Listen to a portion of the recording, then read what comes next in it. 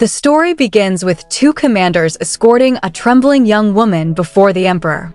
"We've brought her here, your majesty," one of them reports. The emperor's calm voice cuts through the silence. "Leave us, at once," the soldier bows. "Yes, sire." But before leaving, he murmurs a saying under his breath, "Nothing ventured, nothing gained." Turning to the woman, he commands, "Get on your knees when you speak to His Majesty the Emperor and bow down low." Inside, the woman thinks desperately, "But I had no idea that following that saying would lead to my death." 3 months earlier, back in the 21st century, a strange disease had begun to spread uncontrollably. Citizens were forbidden from leaving their homes or meeting others. She had only gone out to the convenience store for supplies when, bang, a truck came out of nowhere and hit her. It was a brutal lesson about what happens when you ignore emergency warnings. Never ignore those alert texts, she warns in hindsight. Even though she thought she was dead, when she opened her eyes, she found herself at the bottom of an old well. "Wait, am I trapped inside a well? Somebody please. Help me," she shouted, her voice echoing off the stone walls. But no one came. "I guess no one's around. How is there not a single person nearby? How remote is this place?" She sighed. "Once again, I can only rely on myself." Suddenly, a flicker of light appeared above her. "A light," she whispered. Voices followed. Villagers gathered around. "Where did she come from?" one asked. "What was she doing in the well at this time of night? Is she a spy?" another questioned. "I don't think so," came a doubtful reply. "They managed to pull me up," she thought in relief, coughing as she reached the surface. "She can't even speak properly," one villager said, eyeing her suspiciously. "What's going on?" That's not me. Am I dreaming? There's something wrong with her."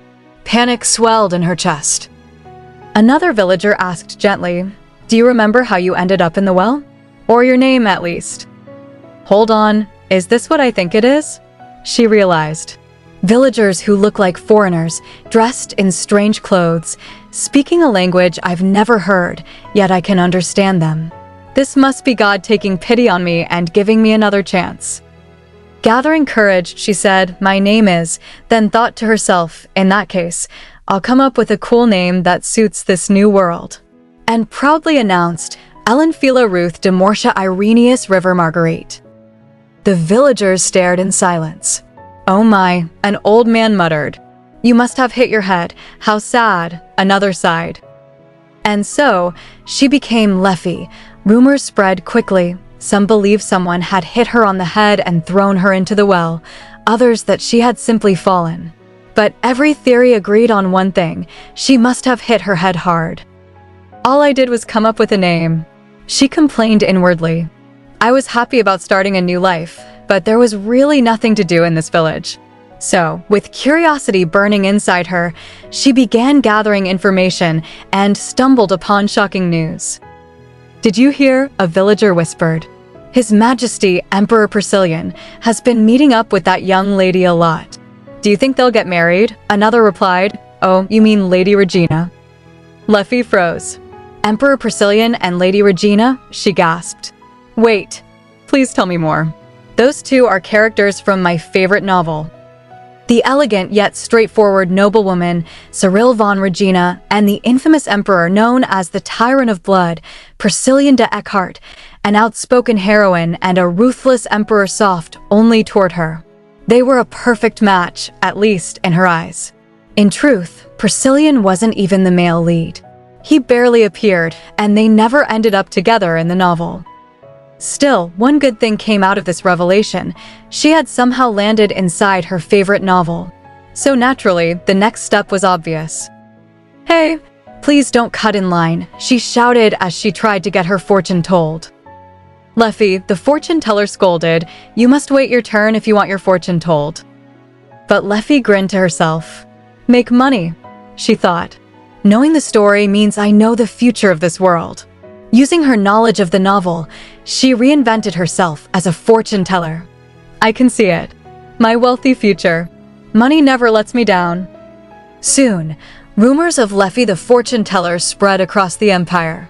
She was on her way to becoming the richest woman alive until one day, imperial guards dragged her straight to the palace. "His Majesty wishes to know your name," a servant said. "It's Ellenfiela Ruth Demortia Irenaeus River Marguerite."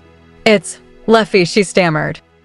The Emperor's cold eyes fixed on her. Fortune teller Leffy, are you aware of your crimes?" "Damn it," she thought, panicking. "I'll never tell prophecies about the imperial family ever again." "About the imperial family?" the Emperor repeated. "Oh, or about Duke Regina's family," Leffy blurted out. "The Duke?" a servant asked. Oh, or about Marquis Spade's family either," she added quickly. "Aw man," she thought, "if I can't talk about those three, I'll hardly have anything left to tell fortunes about. Wait, no, who cares? My life is on the line here." A soft, youthful voice broke the tension. "You act as if you are already aware of everything." A child's voice? Leffy wondered. Is there someone else here besides the Emperor and his guards? "I do know quite a lot, yes," she replied nervously. "I see. Sire," the voice called. What's going on? Leffy thought frantically. And then she saw him, brilliant blonde hair, deep red eyes like rose petals dipped in blood.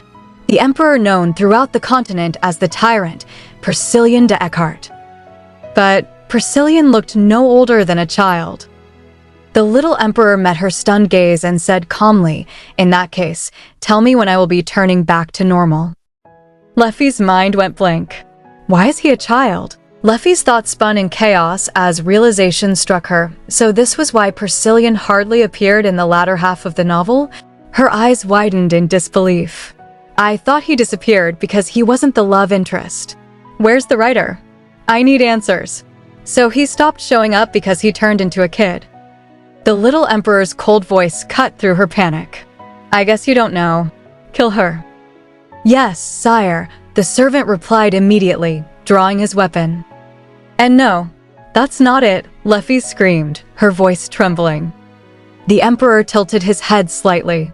"I think it is." Panic surged through her veins. "I'll look into how to undo your curse right away, sire.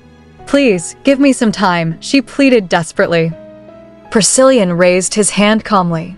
5 weeks? 5 days? 5 hours, he mused coldly. "Hold on.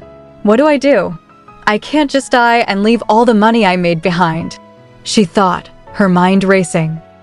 "You," she blurted, forcing herself to think. "Come on, think of something." "You have to be with me," she suddenly declared. The little king blinked, surprised. "What?"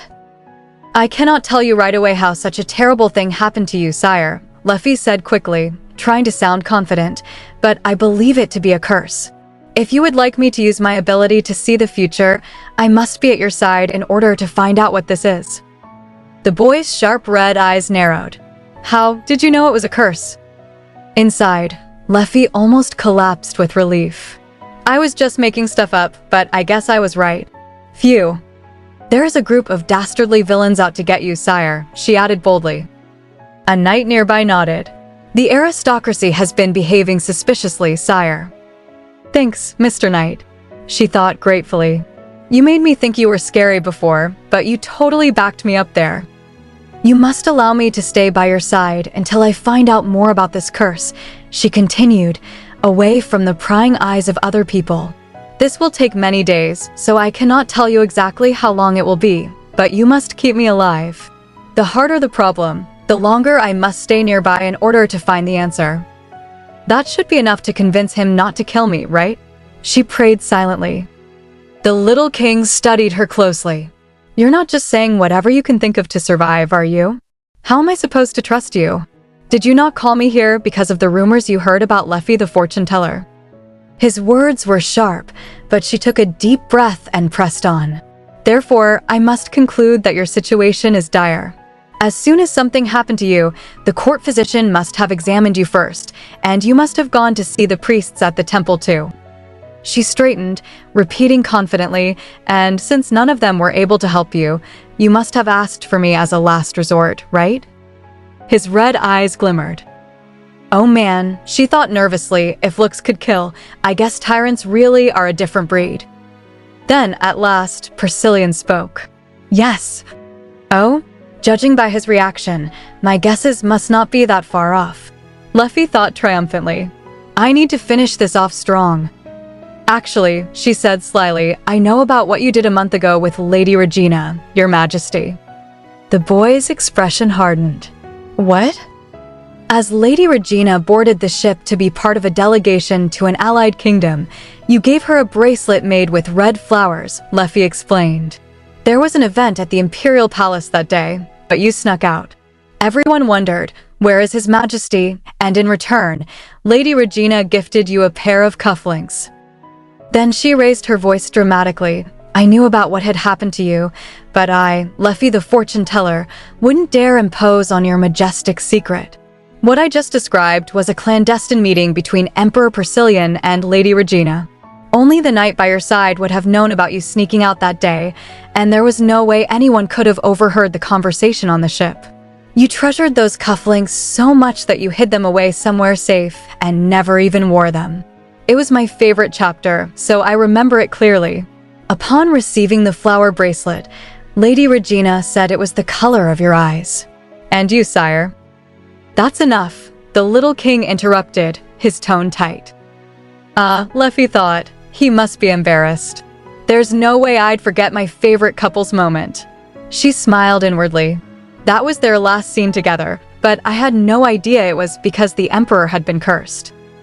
It's almost as if you were there, Priscillian murmured suspiciously. Oh yes. You see, my prophecies are usually like that, Leffy said quickly, grinning. I suddenly get a glimpse of a scene in my head. He smiled. She realized with relief. I bet he won't kill me now. Why else would he make such a face? Then the boy spoke softly, Miss Last Resort. Why yes, sire. Your loyal last resort reporting, she saluted nervously. Is that what he's going to call me now? She thought in horror. Then what of the future where I'm alive and you're back to normal? It's still, she stammered. Still, Priscillian pressed. It's still unclear, she admitted weakly. The Emperor's crimson eyes darkened. If it takes you too long to see, your future might become unclear as well. New. Leffy screamed internally, feeling her soul leave her body. Thankfully, Leffy made it out alive. When she had been dragged to the palace, she was certain it would be her end, but somehow she survived. A servant spoke softly, I am the only person who is aware of His Majesty's condition right now. I suppose you are the second, Miss Leffy. Leffy nodded, trying to stay composed.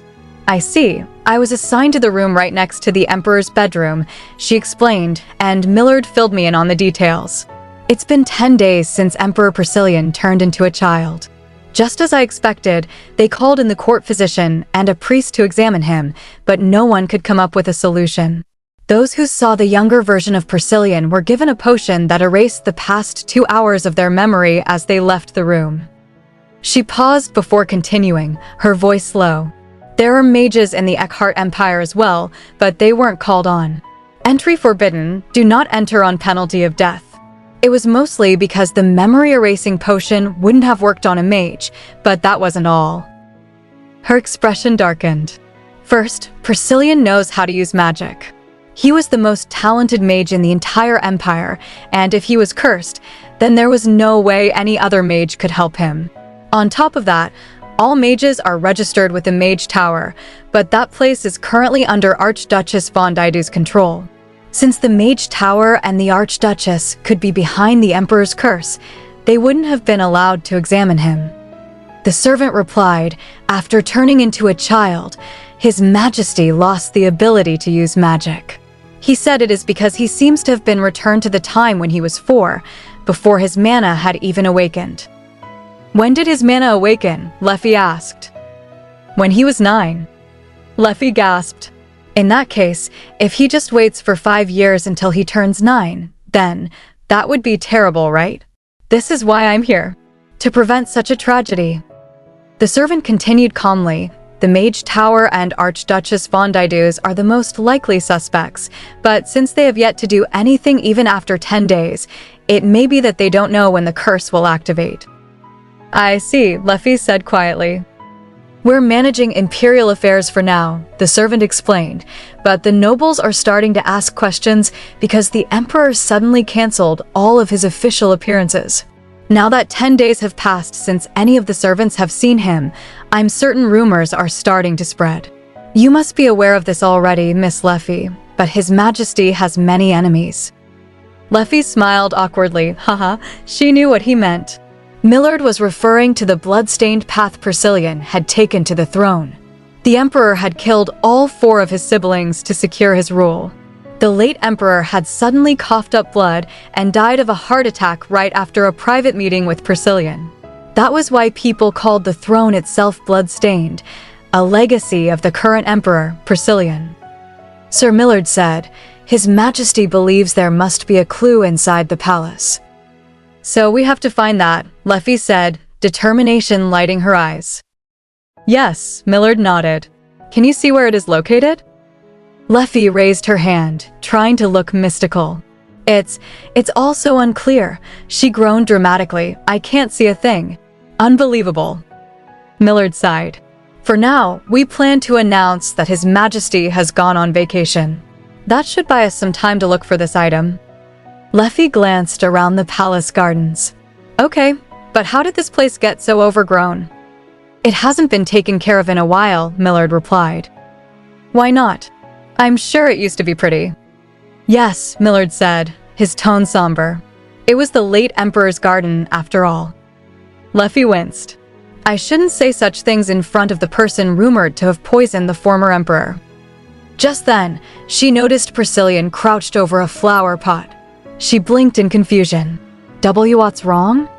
The boy looked up. I'm just checking under the flower pot. But why do you have to knock it over? There's no need to look in the same place twice, he said matter-of-factly. I'm making it clear. It'd be a waste of time if we looked in the same places again. Leffy's lips curled into a nervous grin. You are so clever. Persilian straightened, brushing dust from his hands. I will look as well, he declared. This is my job, he added sharply. You have to see if you can sense the curse. Okay, Leffy replied meekly. He gets to do all the fun stuff, she thought with a sigh. Suddenly, footsteps echoed nearby. Her heart sank. No, Persilian. Sir Millard's voice boomed. Who goes there? No one is allowed to enter this place without the Emperor's permission. A smooth male voice interrupted. I was on my way to the palace when I heard a commotion here, so I stopped by. I see Philip's greenhouse is being destroyed by hooligans. Leffy froze. The Archduchess, she thought. Only one person in the Empire held that title, Difk von Didus, the late Emperor's older sister. Count Hadart clucked his tongue. My goodness. I cannot believe the late Emperor's once beautiful greenhouse has been so neglected. This place is an important asset of the imperial family. We must hold a meeting of the aristocracy and raise our objections to His Majesty at once. But Difk's calm, elegant voice silenced him. There's no rush, Count Hadart. The whole empire knows that the emperor is far too busy these days. As his loyal subjects, we should not add to his grievances. He is so occupied that he has no time to make any official appearances, and perhaps that led to him collapsing from overwork. She walked forward gracefully, her eyes sharp. I heard he will apparently be going far away on vacation soon, so I came by to see how he was doing, but now I see that the late emperor's greenhouse is being destroyed. Her gaze landed on Leffy, and I really don't know who I should be talking to about this matter. Can you tell me what is going on? What is your name? Leffy stammered, Ellenfiela. No, my name is Leffy. Difk smiled faintly. I see. I thought I saw a little boy knocking over the pots in here. I would like to speak with him. Would you step aside, Leffy? He is only a small boy who is acting his age, Leffy said quickly. Please chide me instead. Difk raised a brow. You mean to say that you will take responsibility for destroying my brother's only greenhouse? Count Hadart's eyes widened. You mean the fortune teller? Fortune teller? Difk repeated, intrigued. Oh yes, Hadart said eagerly. She's been the talk of the Empire recently. She tells prophecies on the streets, but they say she's really accurate. She foretold a palace event getting postponed and knew who would win the sword fighting tournament. Diff's smile deepened, but her tone was cold. Is that so? Then what might be the reason for such a popular fortune teller to be in the imperial palace and with a blonde child hiding behind her? Leffy froze as her heart skipped a beat. That's, she thought, her eyes darting toward the small figure clinging to her. It was Priscillian. The little king hugged her tightly, his voice trembling as he whispered, "She's scary." Diff's sharp eyes widened slightly in surprise, though her expression remained composed. Leffy panicked inwardly. It seemed the Archduchess didn't realize that the child before her was Priscillian himself. But what am I supposed to do? She thought desperately. Haddart, studying the boy's face, muttered, "He looks so much like His Majesty." Diff tilted her head. Does he? He's a bit more delicate than the Emperor, Leffy quickly added, forcing a nervous laugh, but they really do look alike. Inside, she breathed a sigh of relief. Clearly, the Archduchess had never seen Priscillian as a child. Haddart frowned. They're so alike. Panic rising, Leffy blurted out, Actually, this boy is the Emperor's child." Haddart's eyes widened. But His Majesty isn't even married. His Majesty had a child out of wedlock, Leffy declared, her voice cracking slightly. Diff's expression softened with intrigue. So this boy, he's the Emperor's, His Majesty's son? Yes, exactly, Leffy said, nodding quickly. The reason I am here is to serve the young the young master. Diff frowned, thinking aloud. I don't believe His Majesty ever had a woman he was interested in. Hold on, is that why he's gone on holiday? Leffy jumped at the chance to add to the lie. That's right. He has gone to meet this boy's mother. But before she could finish, the little king interrupted sharply. Actually, she died. Leffy's eyes widened. So keeping her alive will make things complicated, right? I'll just say she died then. She thought, trying to keep up. Diff's tone grew softer. So the reason His Majesty hasn't attended all of those events these past 10 days. Haddart gasped. Oh my goodness. Diff nodded solemnly. Is because of the sudden arrival of this child and the news of his lover's death? And the reason His Majesty is on holiday is to visit her grave. That's right. You got it, Leffy said, nodding furiously. Why did he leave the boy behind? He said that it's for the boy's own good, she stammered, praying her trembling voice wouldn't give her away. Diff's expression softened. Yes, so he's going to treat his own son the way he was raised himself. Leffy exhaled silently. I guess she believes me. Priscillian, now the little king, looked up at her, his expression unreadable. Huh? Stay still, young master, Leffy said quickly, pretending to fuss over him. There we go. What a good boy. Diff watched them both carefully. What is that boy's, His Highness's name? Leffy froze. Eerie. Prince Perry, she blurted out. Pierre, Diff repeated, raising a brow. Yes, His Highness Prince Perry, Leffy said again, her voice firm this time. Diff finally nodded.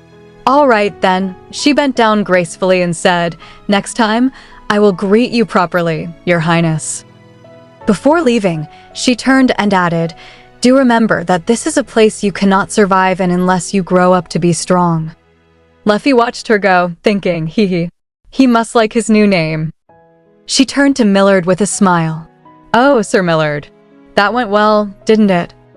But Millard's face was grave. Miss Leffy, do you have any idea what you've done? Well, she began, but was cut off by the small yet commanding voice of the little prince. Ellenfiela Ruth demortia Irenaeus River Marguerite, he said slowly, each name heavy with meaning. So, is this what you foresaw in your vision? Pardon? Leffy blinked in confusion, her mind spinning. My vision. Exactly, she stammered quickly. That's right. This is perfect. He just has to think that I foresaw all of this. The prince's lips curved into a faint smile. Leffy grinned nervously. I saw a vision of you losing your head. Maybe I can see the future, too. The prince chuckled softly. All right, we'll have to see what your future holds, she said softly. I see. Viscount Julcier leaned forward with a glint of curiosity in his eyes and said, "So the Archduchess has already seen the prince." The man standing beside him nodded. "Yes, that's right." According to Count Haddart, they ran into him in the late Emperor's greenhouse. Julcier's brows furrowed. "But His Majesty has forbidden anyone from entering that place. They said Prince Perry has grown up outside the palace until now. Then he must be incredibly naive. That means I may be able to manipulate the boy into granting me a place at his side. The Emperor left all of the power to a boy who is barely 4 years old. That must mean that he has already decided on his late lover's son as his heir. That tyrant never hesitates to point his sword at his vassals, but it turns out he's quite the romantic. I can't miss this opportunity to influence state affairs." He paused, rubbing his chin with a scheming grin. "What do boys his age like these days?" The man replied carefully. "Since Prince Perry has lived outside of the palace, I imagine he must like ordinary things. So, why not start with something that piques every child's curiosity?" Julcier's lips curled. "Oh ho." 5 days later, in the grand halls of the Imperial Palace, Julcier appeared once again, bowing deeply. "Your Highness, I have brought this for you." But the young prince barely looked at the gift before tossing it aside. Both Leffy and Julcier froze in shock. Leffy sighed and said, "How many presents like this do you think His Highness receives on a daily basis, my lord?" "I'm saying that it's boring," Julcier stammered. "Is that so?" "Yes," Leffy replied bluntly. "So next time, you should bring a rattle covered in pink diamonds." "Pink diamonds," Julcier exclaimed, flustered. "Do you have any idea how expensive pink diamonds? Pink diamonds," Julcier repeated miserably. The prince crossed his arms and said coldly, "They bring me terrible gifts like that, but all you can think about is money." Leffy gasped dramatically. "Your Highness, how could you look down upon me like that?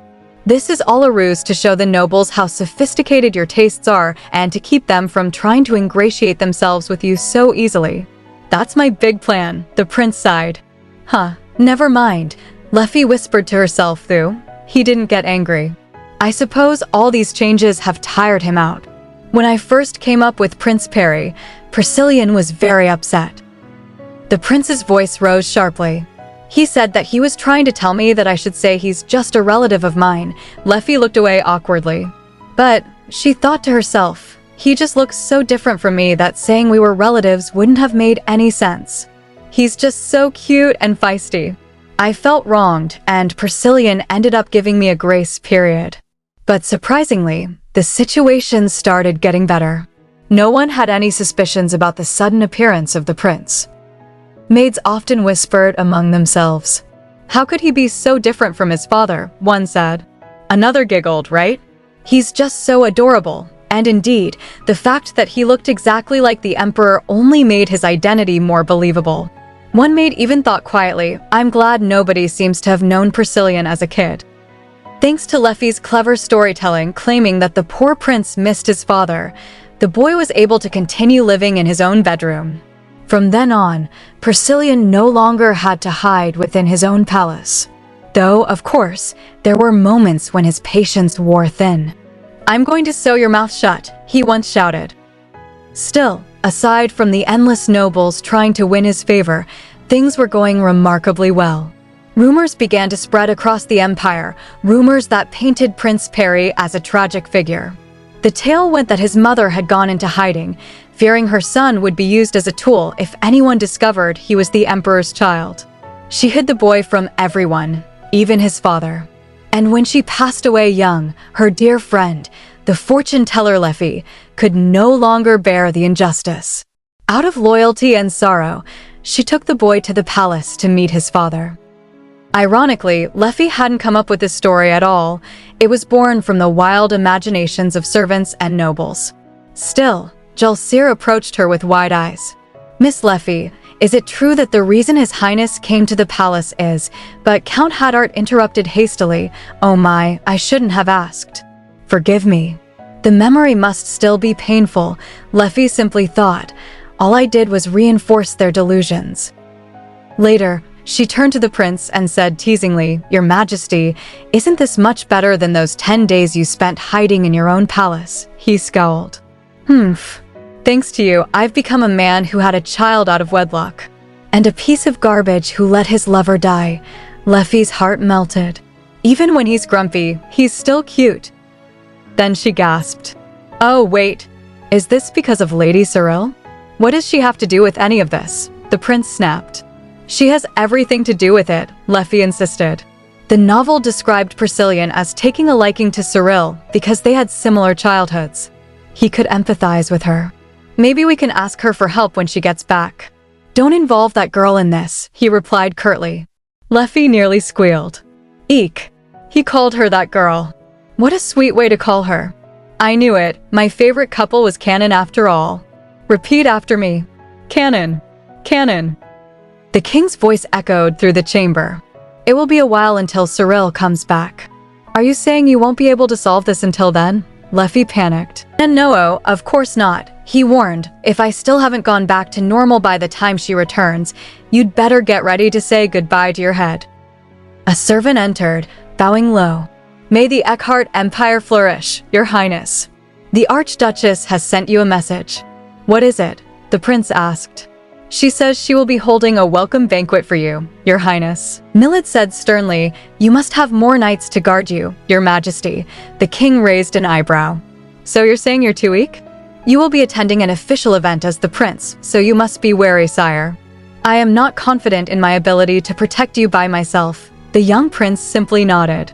Yes, Leffy, watching from the side, sighed softly. Sir Millard has his work cut out for him. Millard added, She says she will be holding a welcome banquet for you, Your Highness. The sudden announcement of the banquet sent the entire palace into a frenzy. Everyone, including Sir Millard, was now working double time to prepare for the grand event. Just yesterday, Leffy had been in one of her usual fits of excitement. Ha ha ha, I see, she had exclaimed. The prince frowned. What kind of nonsense is TH? But Leffy cut him off with another laugh. Ha ha ha, I see. Thank you, you may take your leave. Priscillian only sighed in disbelief. Once, when Priscillian came of age, he had become the most powerful mage in the Empire, strong enough to withstand any attack from the nobles. But right now, Prince Perry was only 4 years old and unable to use magic. It was the perfect opportunity for those with ill intentions to strike. Leffy muttered to herself, in other words, Prince Perry needs to have more knights protecting him, but since he doesn't trust anyone, she suddenly dropped to her knees dramatically. Please, sire, she thought, he doesn't want any more people surrounding him. Then she smiled confidently. Don't worry, Sir Millard. I'll help protect His Majesty, the prince finally said. Find a few more skilled knights. Millard nodded at once. Understood, Your Majesty. As they left, Leffy sighed inwardly. He thinks I said that to help him. I can't tell him the truth, it's too humiliating. Well, I guess I helped, and that's all that matters. Though there was a document signed by the emperor that entrusted the prince with all authority, the nobles and citizens alike still struggled to accept it. To them, Prince Perry was just an ordinary child who had grown up outside the palace. How could such a boy handle state affairs? So before the nobles dared to overturn the emperor's decree, the prince needed allies among them. That was why he had agreed to meet a few of them. Yet, since there were too many to greet one by one, Archduchess Diff's idea of hosting a welcome banquet was quickly approved by everyone. A festival was also to be held in the capital so the loyal citizens could celebrate their new prince. But everyone knew the truth. The banquet wasn't to welcome him warmly. It was a trap, a chance for the nobles to flatter the boy and twist him into making decisions in their favor. Leffy thought anxiously. Besides, the Archduchess hasn't come to meet with the prince since that day. I feel like she might have something up her sleeve. There's no way of knowing for now. I guess I should focus on the present. In other words, I should concentrate. Your Highness, Millard's voice interrupted her thoughts. Omen, the tailor, rushed in next. What about this color? I believe red suits you. Another stylist chimed in. Blue seems to suit you as well. We could put you in any color imaginable. They were all fussing over the young prince's appearance for the banquet. This would be his first official event as prince, and he had to look perfect. Omen, the famed designer, beamed with pride. Super popular fashion designer who is impossible to hire. I will make you the greatest outfit you've ever seen, Luffy chuckled. Everyone is so enthusiastic. I suppose when you're dealing with such a cute client. The prince sighed. What do you think, Miss Luffy?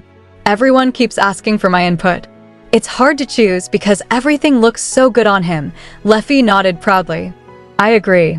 Because I was seen as the prince's nanny since I was always by his side. And I didn't mind it either, but the prince quickly frowned. I have no intention of looking cute. Luffy smiled mischievously. Cuteness is your greatest weapon, your highness. Snow white skin and shiny, soft strands of golden hair. Eyes glittering red like rubies, and those pouty little lips. If cherubs were real, this is what they would look like. The prince groaned. You're treating me like a toy doll, Luffy thought to herself. He's a bit more like a fallen angel, but still. You're as pretty and cute as a doll, she said. Her eyes sparkled with excitement. Ugh, I can't resist. I want to dress him up. She began rummaging through the outfits frantically. No, not this. This isn't it either. That's not it either. The prince finally lost patience.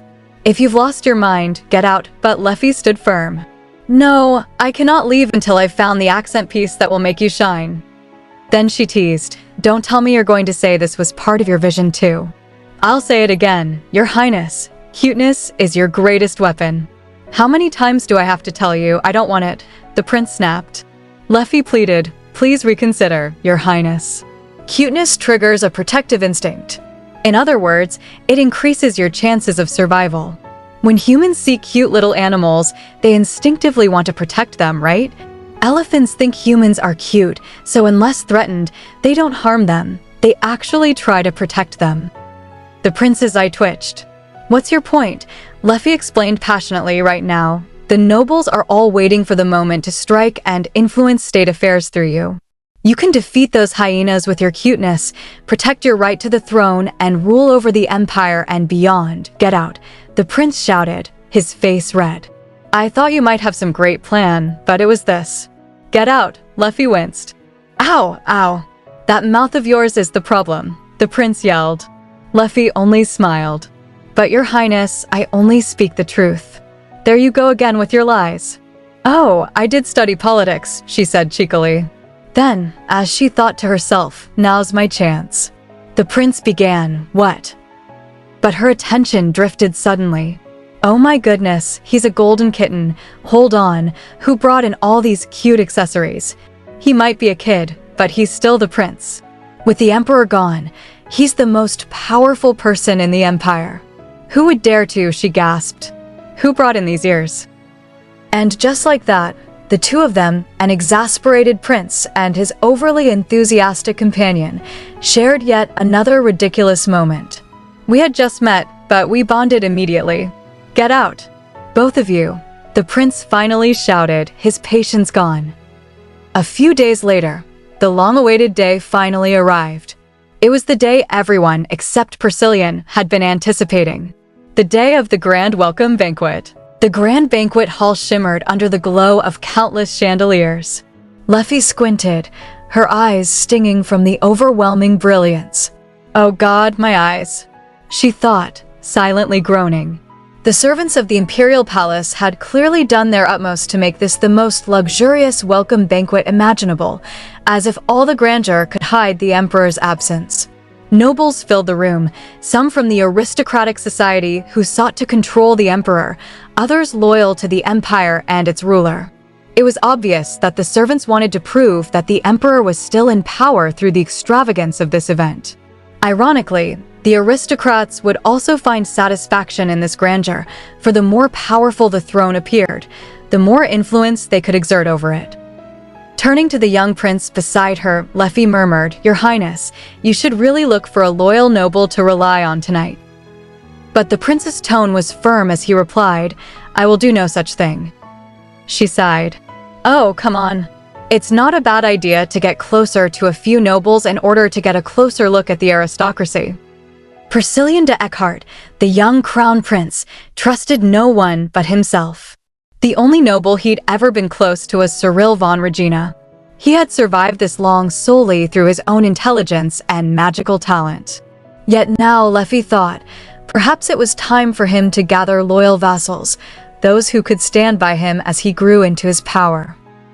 But the prince shook his head. A noble who would swear fealty to a kid can't be trustworthy. Guess so, Leffy muttered. He glanced at her sharply. And shouldn't you be looking for the cursed item instead of asking me to find a loyal subject? She smiled nervously.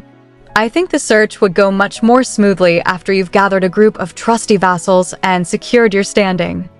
He cut her off coldly. Never mind. Then, a noble stepped forward with a bow. Glory be to Eckhart. I have prepared a small gift for you, Your Highness, to welcome you to the palace. That's not necessary, the prince said, his voice even. It isn't my birthday, nor is it a national holiday. The noble smiled tightly. It is only a small welcome present. Small gifts are always followed by requests, the young ruler said calmly. If you really want to welcome me, you can aid me while my father is absent. Leffy blinked. I thought I just saw him make a really weird face, she thought. Around them, whispers began to spread. If His Highness keeps maturing in such a way, the future of the empire looks bright. I can already see his potential as a wise ruler. Leffy's eyes softened. Prince Perry is already in charge of the empire's future as Emperor Persilian de Eckhart 21. Here we go, she thought. A woman in elegant attire stepped forward, her voice filled with formality. Your Highness, I'm finally able to greet you officially. This was Difk, the sister of the late emperor. Though the prince had no vassals, many nobles believed she would act as regent, for surely a 4-year-old child couldn't bear the empire's burdens alone. Difk bowed gracefully.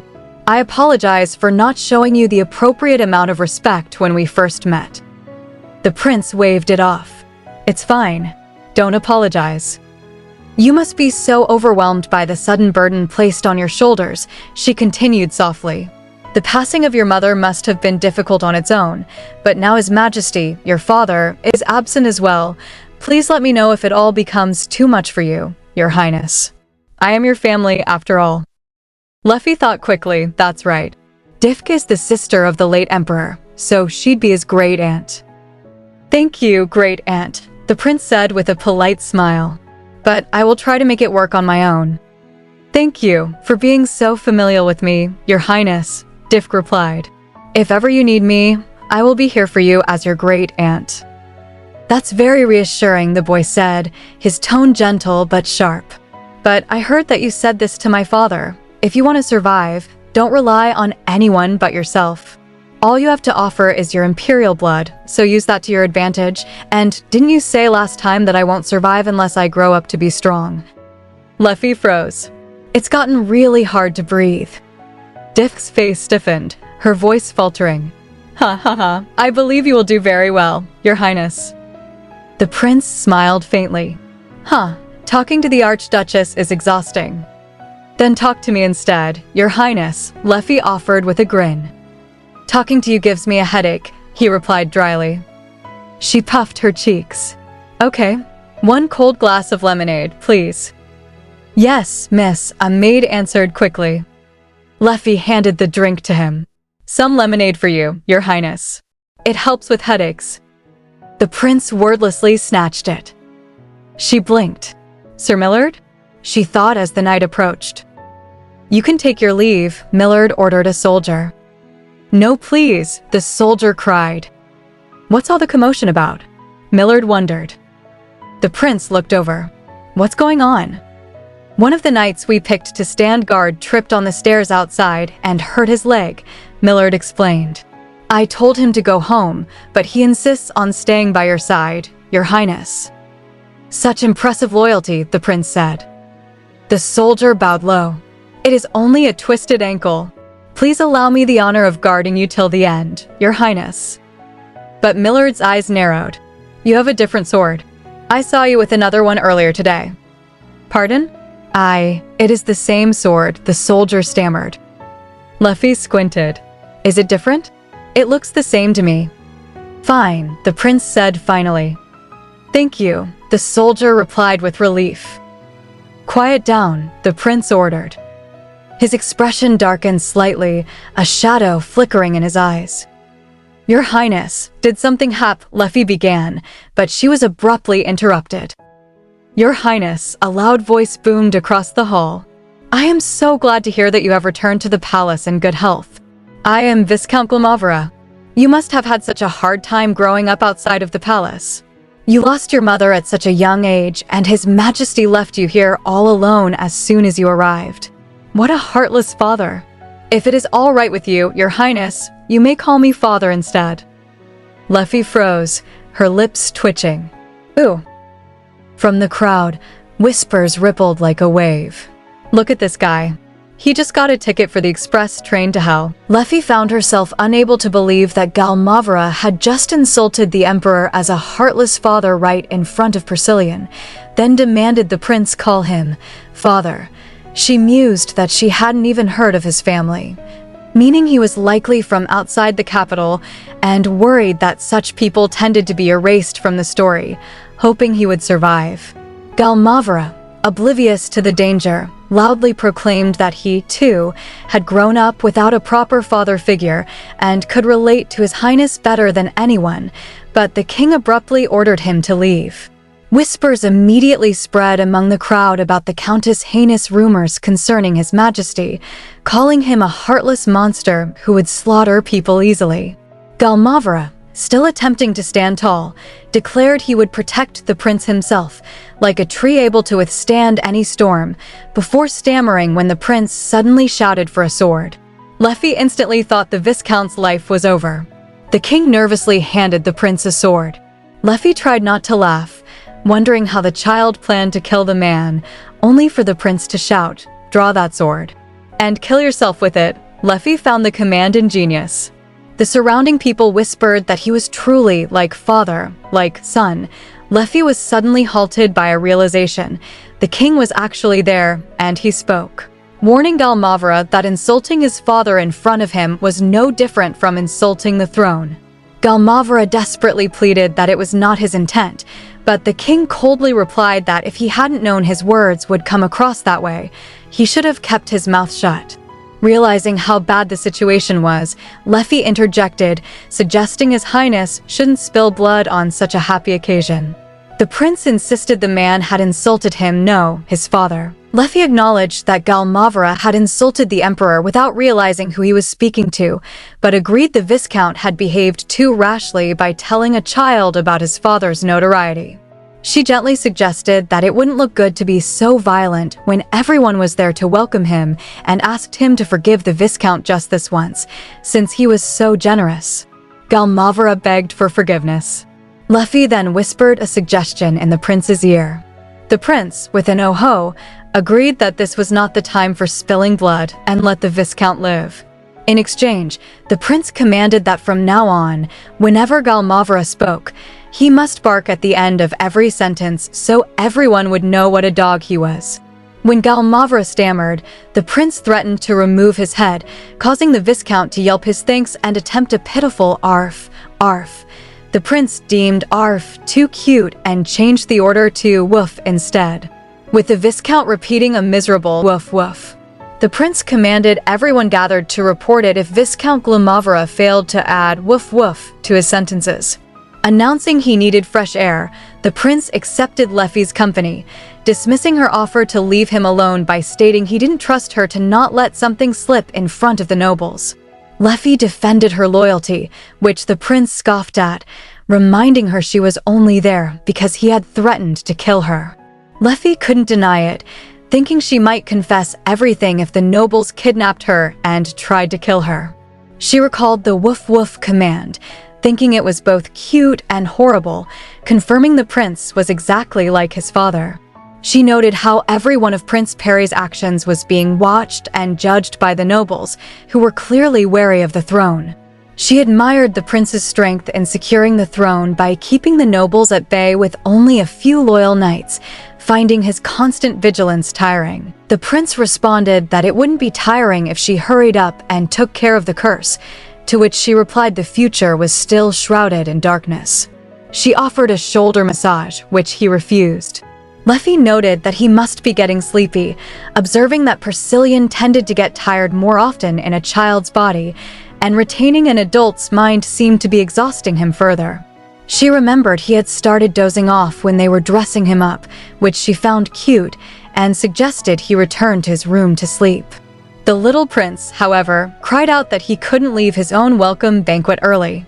Leffy insisted he was still a baby and everyone would understand, suggesting they go beddy-bye. The prince yelled at her not to treat him like a baby, but Leffy, observing how sleepy he was, insisted they return to his room. The prince huffed, then rejected her offer to carry him. After a brief argument, she simply told him, "Let's go back." The prince suddenly ran towards something, shouting about a sword, causing Leffy to think, "The sword? Watch out." Leffy barely had time to react when the sound of a sudden explosion tore through the air. "Watch out, Your Highness," she cried, throwing herself toward the prince. The prince staggered, his voice sharp with shock. "You, foolish." For a moment, Leffy thought it was over. The deafening blast had left her ears ringing, and pain spread through her body. "Are you insane? Do you wish to die?" the prince shouted, kneeling beside her. "Get me some water and a towel." The servant stammered yes and rushed off in panic. "Oh, ow, ow," Leffy groaned, clutching her arm. "Don't move," the prince ordered, his tone cold but steady. As he pressed a cloth against her wound, Leffy couldn't help but wonder, is he punishing me for not getting out of the way? Moments later, Millard entered the room, face grim. "Your Highness." The cause of the explosion really was the gem on the sword hilt. Judging by its blast radius, it's very likely an explosive artifact. The knight who was carrying it died instantly. "You said that knight went outside earlier," Millard continued. "And he twisted his ankle on his way back, that's right." The prince frowned. Someone may have cast a mind control spell on him. "That's enough for now. Go and help take care of the aftermath." "Yes, Your Highness," the knight replied. Leffy watched silently. The explosion was localized near the balcony. They were trying to kill the prince. This was supposed to be his welcome party. But even after finding out that someone tried to assassinate him, he's barely reacting. As if he's used to people wanting him dead. "I've never met someone as strange as you," the prince muttered, glancing her way. "You should have run when you were in danger. Why would you come to me when I have your life in my hands?" Leffy gave a faint smile. "I guess I was sure that you wouldn't die." His eyes narrowed. "What does that mean?" "If you weren't going to be killed by the explosion," she said softly, "then I'd surely lose my head for trying to save myself. In other words, you're a bigger threat to me than that explosion, Your Highness. I'm a very calculating person, you know." The prince scoffed. "You're so strange. Thank you for worrying about me. You should have injured your mouth instead." The prince's welcome banquet ended in chaos. The nobles were interrogated, the injured treated, and mages from the tower investigated the scene, though they found nothing. To protect Prince Perry, extra knights were stationed near his palace. That night, while tension hung thick in the air, Leffy made a bold decision. She would infiltrate Persilian's room. She crept through the corridors and pushed open the heavy door. "Let's sleep together, sire," she said with a straight face. "Are you insane?" the prince exclaimed. "We have to be on guard until we find out how that explosive artifact was brought here," Leffy reasoned. "If anything happens, I have to grab you and run." "I told you not to treat me like a baby." "I'm simply speaking the truth, sire," she replied calmly. "In that body, you won't be able to run very quickly. Sir Millard will guard outside, and I'll guard you in here." Sir Millard agreed to it as well. "I haven't agreed," the prince snapped. "Oh, you don't get a vote, sire," Millard called from outside. "Get out," the prince barked. "Thank you for giving me permission," Leffy said cheerfully. "Don't worry, sire. I'm really good at running. Just a few hours ago, I managed to leap to your aid, didn't I?" "And you got hurt." Sure, but I didn't die. He began, but Leffy interrupted with a grin. Also, if I get hurt, you'll just patch me up again, right? Moments later, a man burst into the room. Your Highness, the mages are here. That was fast, the prince said sharply. Heal this injury at once. Pardon? We're here to investigate the explosion. Did you not hear me order you to heal this injury? Oh, of course, Your Highness, Leffy chimed in quickly. Thanks to him, 3 mages healed her. It wasn't even a fatal wound, she thought, but it's nice to be healed anyway. The prince's gaze softened slightly. You'll get yourself killed if you keep acting like that. I'll try to avoid that then, she replied lightly. Besides, the nobles think of us as a set anyway. If you purchase Prince Perry, you get a fortune teller too. She sighed. There's a rumor that I might have a special ability. If you're ever in danger again, they might target me first, or torture me to death. So please let me stay under Sir Millard's protection. He's the only knight you trust. Truthfully, Leffy wasn't worried about herself. She was worried about Persilian. It wasn't just that he'd been in danger, it was the way he seemed so used to it, as though this kind of night was nothing new. I'll just hold your hand, I promise, she murmured. I'm actually a really heavy sleeper.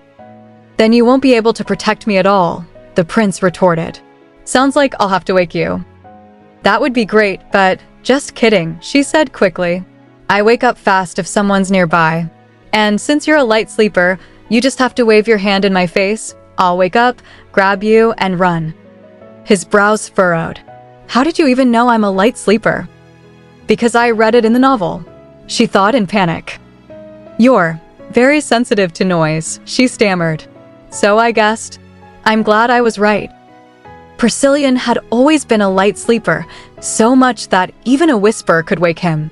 Leffy once thought it was just his personality. Now she understood. It was because he'd lived his whole life surrounded by danger. So, why did you drag that over here? He asked, watching her pull a blanket closer.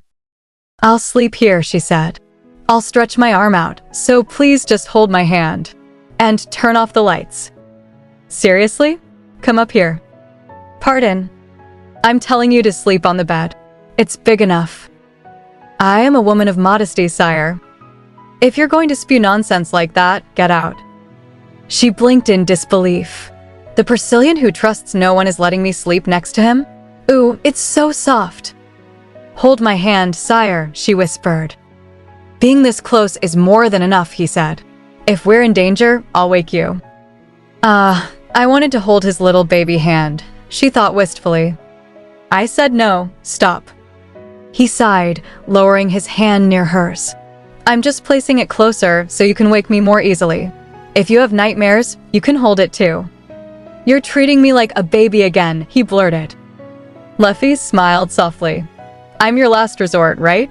Grab hold of me whenever you like. The prince sighed, his patience wearing thin. Huh, who did you say the next noble was? It's Count Marhen's and, his daughter, Leffy replied, trying to stifle a laugh.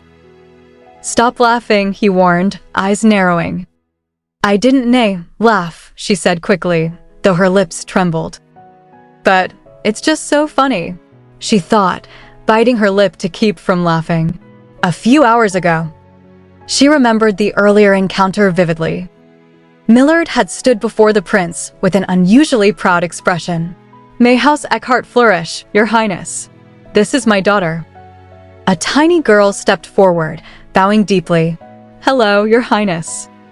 Why did he bring his kid? Leffy wondered. Did something happen? Now that I see you two together, she began. Your Highness, Millard interrupted enthusiastically, you and my daughter seem to make a wonderful pair. Leffy turned away, shaking with silent laughter. Don't laugh, don't laugh. Oh no, you suit each other so well. After that incident, Millard explained, Your Highness, at the welcome banquet, the nobles judged you to be bright and clever, and so they all began to scheme with only one thing in mind, marriage. Leaning toward the prince's ear, Leffy whispered, I shall take my leave, Your Highness. Farewell, Your Highness.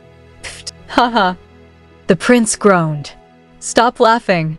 After going through several such meetings, I managed to stop laughing, but it's still so funny. Millard, unbothered, continued, but at least Count Marhens used to be vice captain of the Imperial Guard in the past.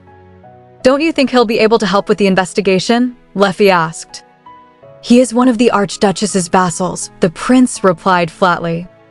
So he won't be of any help then, Leffy concluded. The explosion incident still loomed over everyone's thoughts. The knight who had carried the explosive was killed instantly, leaving no clues about who had orchestrated the attack. With only 3 guards on duty that night, Millard among them, manpower had been too thin to properly secure the grounds.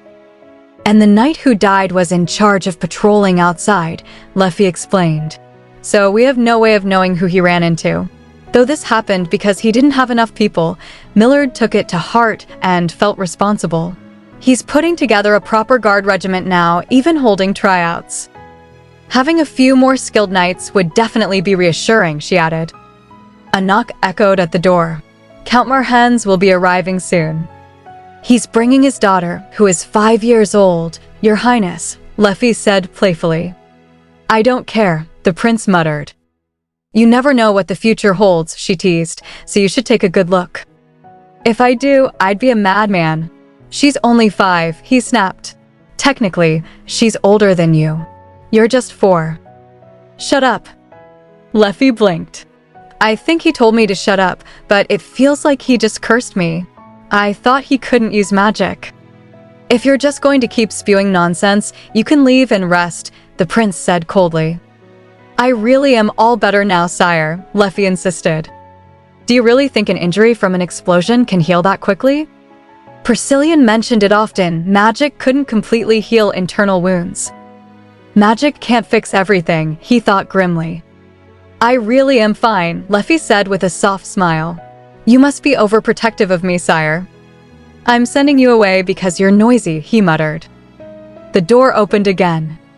May House Eckhart flourish, a man greeted.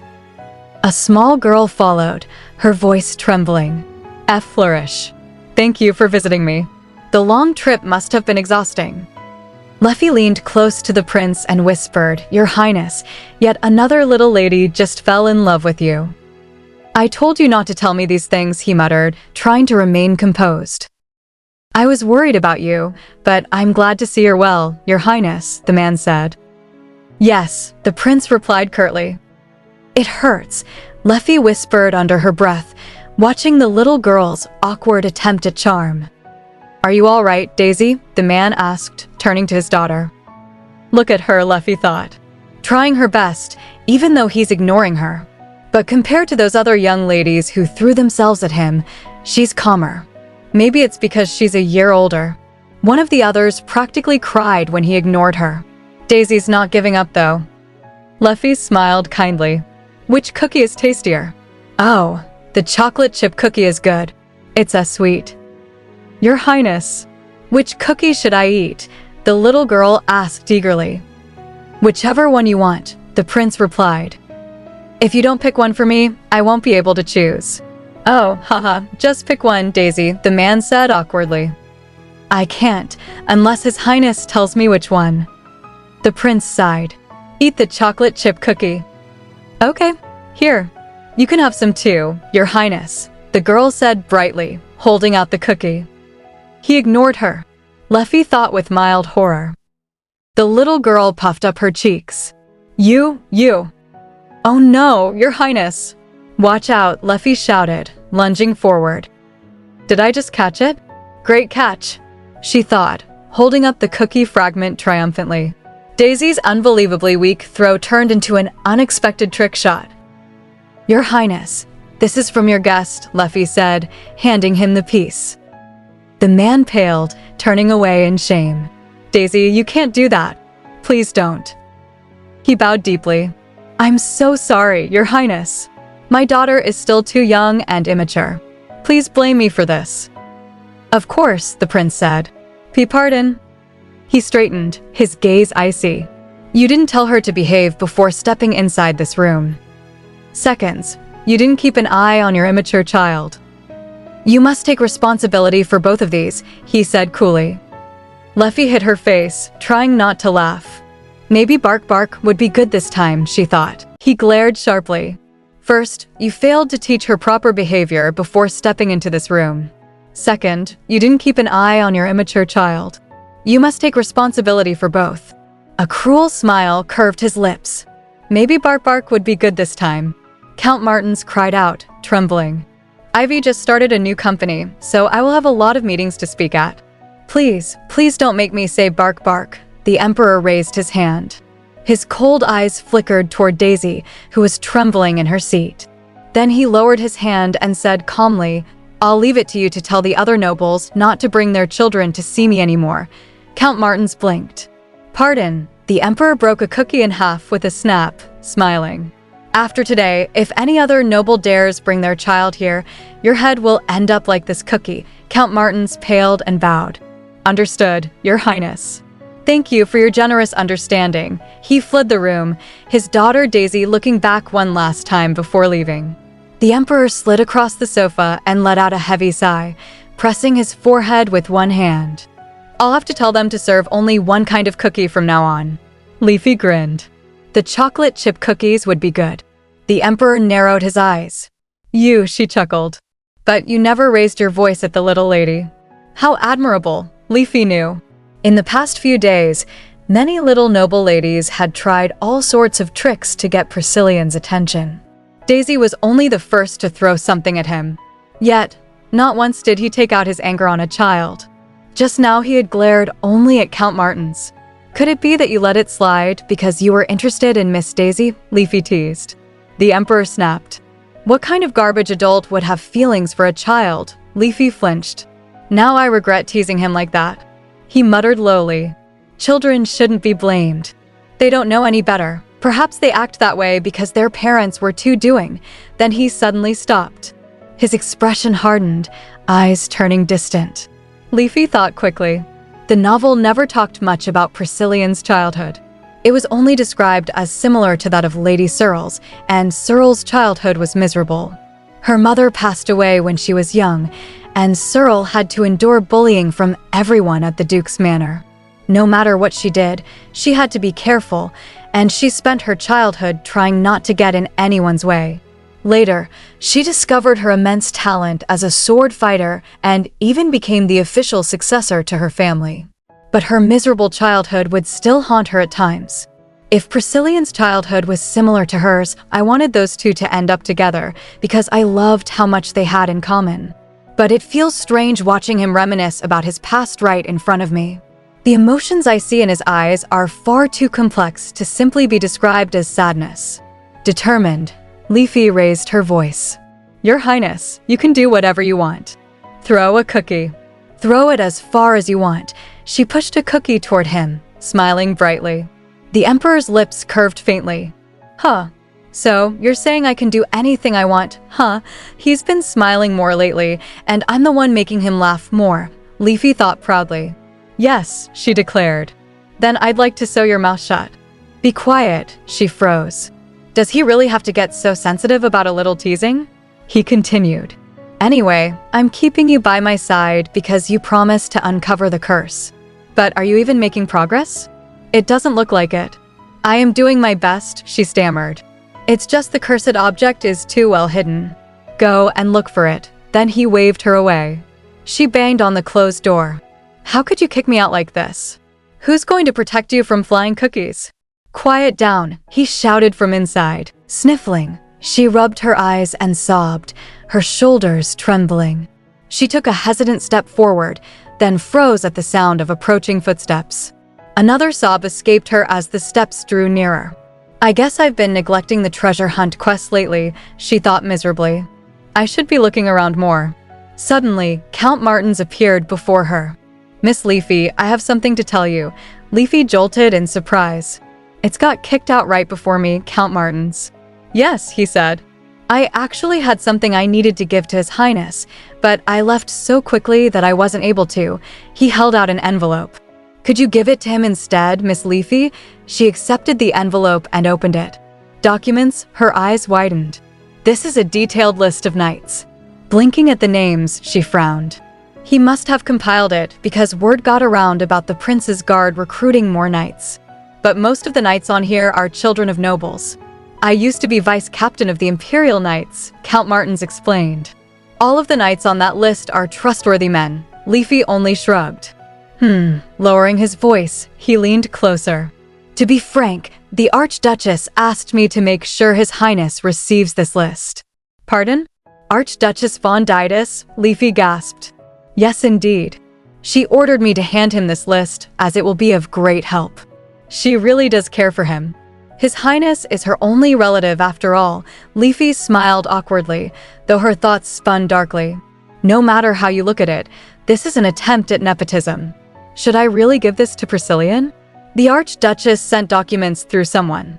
She's the most suspicious one in this situation. Clearing his throat again, Count Martins pulled a small box from his pocket and opened it with care. This is a sapphire bracelet. At the welcoming banquet, I noticed that your eyes were blue, so I thought this would suit you, Miss Leafy. Leafy stared at it. What an obvious attempt at bribery. I am very well aware that it is thanks to you, Miss Leafy, that His Highness has been able to adjust so well to life at the palace, he said earnestly. So there was a reason he wanted to give these documents to me instead of just having them sent to the prince, she realized. He added, this is just a little something I prepared as a thank you for continuing to take care of His Highness. Haha, she thought, because I'm the only person Prince Perry keeps close to him. What does this man take me for? As if bribery would work on me. Taking the bracelet, she muttered, I'll make sure His Highness receives these documents. The documents just happen to fit into my hands. She pouted inwardly, peeking into the Emperor's room. She slipped inside. Why are you back here? Priscillian asked. She grinned. I received a bribe, Your Highness. What? Count Martins asked me to make sure this gets to you. She lifted her wrist to show off the bracelet. And then he bribed me with this. Priscillian frowned. You seem not at all embarrassed about accepting a bribe. It would be wrong to hide it. But I told you about it, didn't I? So, it doesn't count. I'm letting you know that those documents were given to me along with this bracelet as a bribe by Count Martins. Letting me know, he asked unimpressed. Yep. So now, as a reward for being honest, you can allow me to keep this bracelet, Your Majesty, she said with a bright smile. He paused and then shook his head. I'll choose to ignore that. Oh, also, she added quickly, those documents were ordered to be given to you by Archduchess von Didas. By her? That's right. Apparently, she said they would be helpful to you. He jumped from the sofa and tucked the documents into a drawer. You're not just throwing it out, even though the Archduchess sent it, she asked, tilting her head. He answered, why would I throw out something so useful? I'll have to let Millard know not to let any of these knights join my guard regiment. All of these families must be on the Archduchess's side. Count Martins is a vassal of Archduchess von Didas, and he used to be the vice captain of the Imperial Guard, Leafy thought, so she must have thought this information would look legitimate coming from him. That's genius. But when the Count was unexpectedly kicked out of the room, he had to rely on me and let slip who was behind this information. Priscillian is so suspicious of everything that he would have found out eventually anyway. But thanks to me, he found out much faster. Smiling proudly, she said, so, I was helpful to you, right? Priscillian smiled faintly as well. Send that bracelet back, though. Her eyes watered as she reluctantly removed it. But then he added, actually, no. She beamed instantly. Are you letting me have it? No way. Write to Count the letter saying that you refuse to accept it. Nothing good will come of rumors spreading that someone at the prince's side is weak to bribes. She froze, staring at the bracelet in silence. If you want to keep it that badly, Priscillian smirked, I can put it in a coffin with you. I will send it back immediately, she said quickly.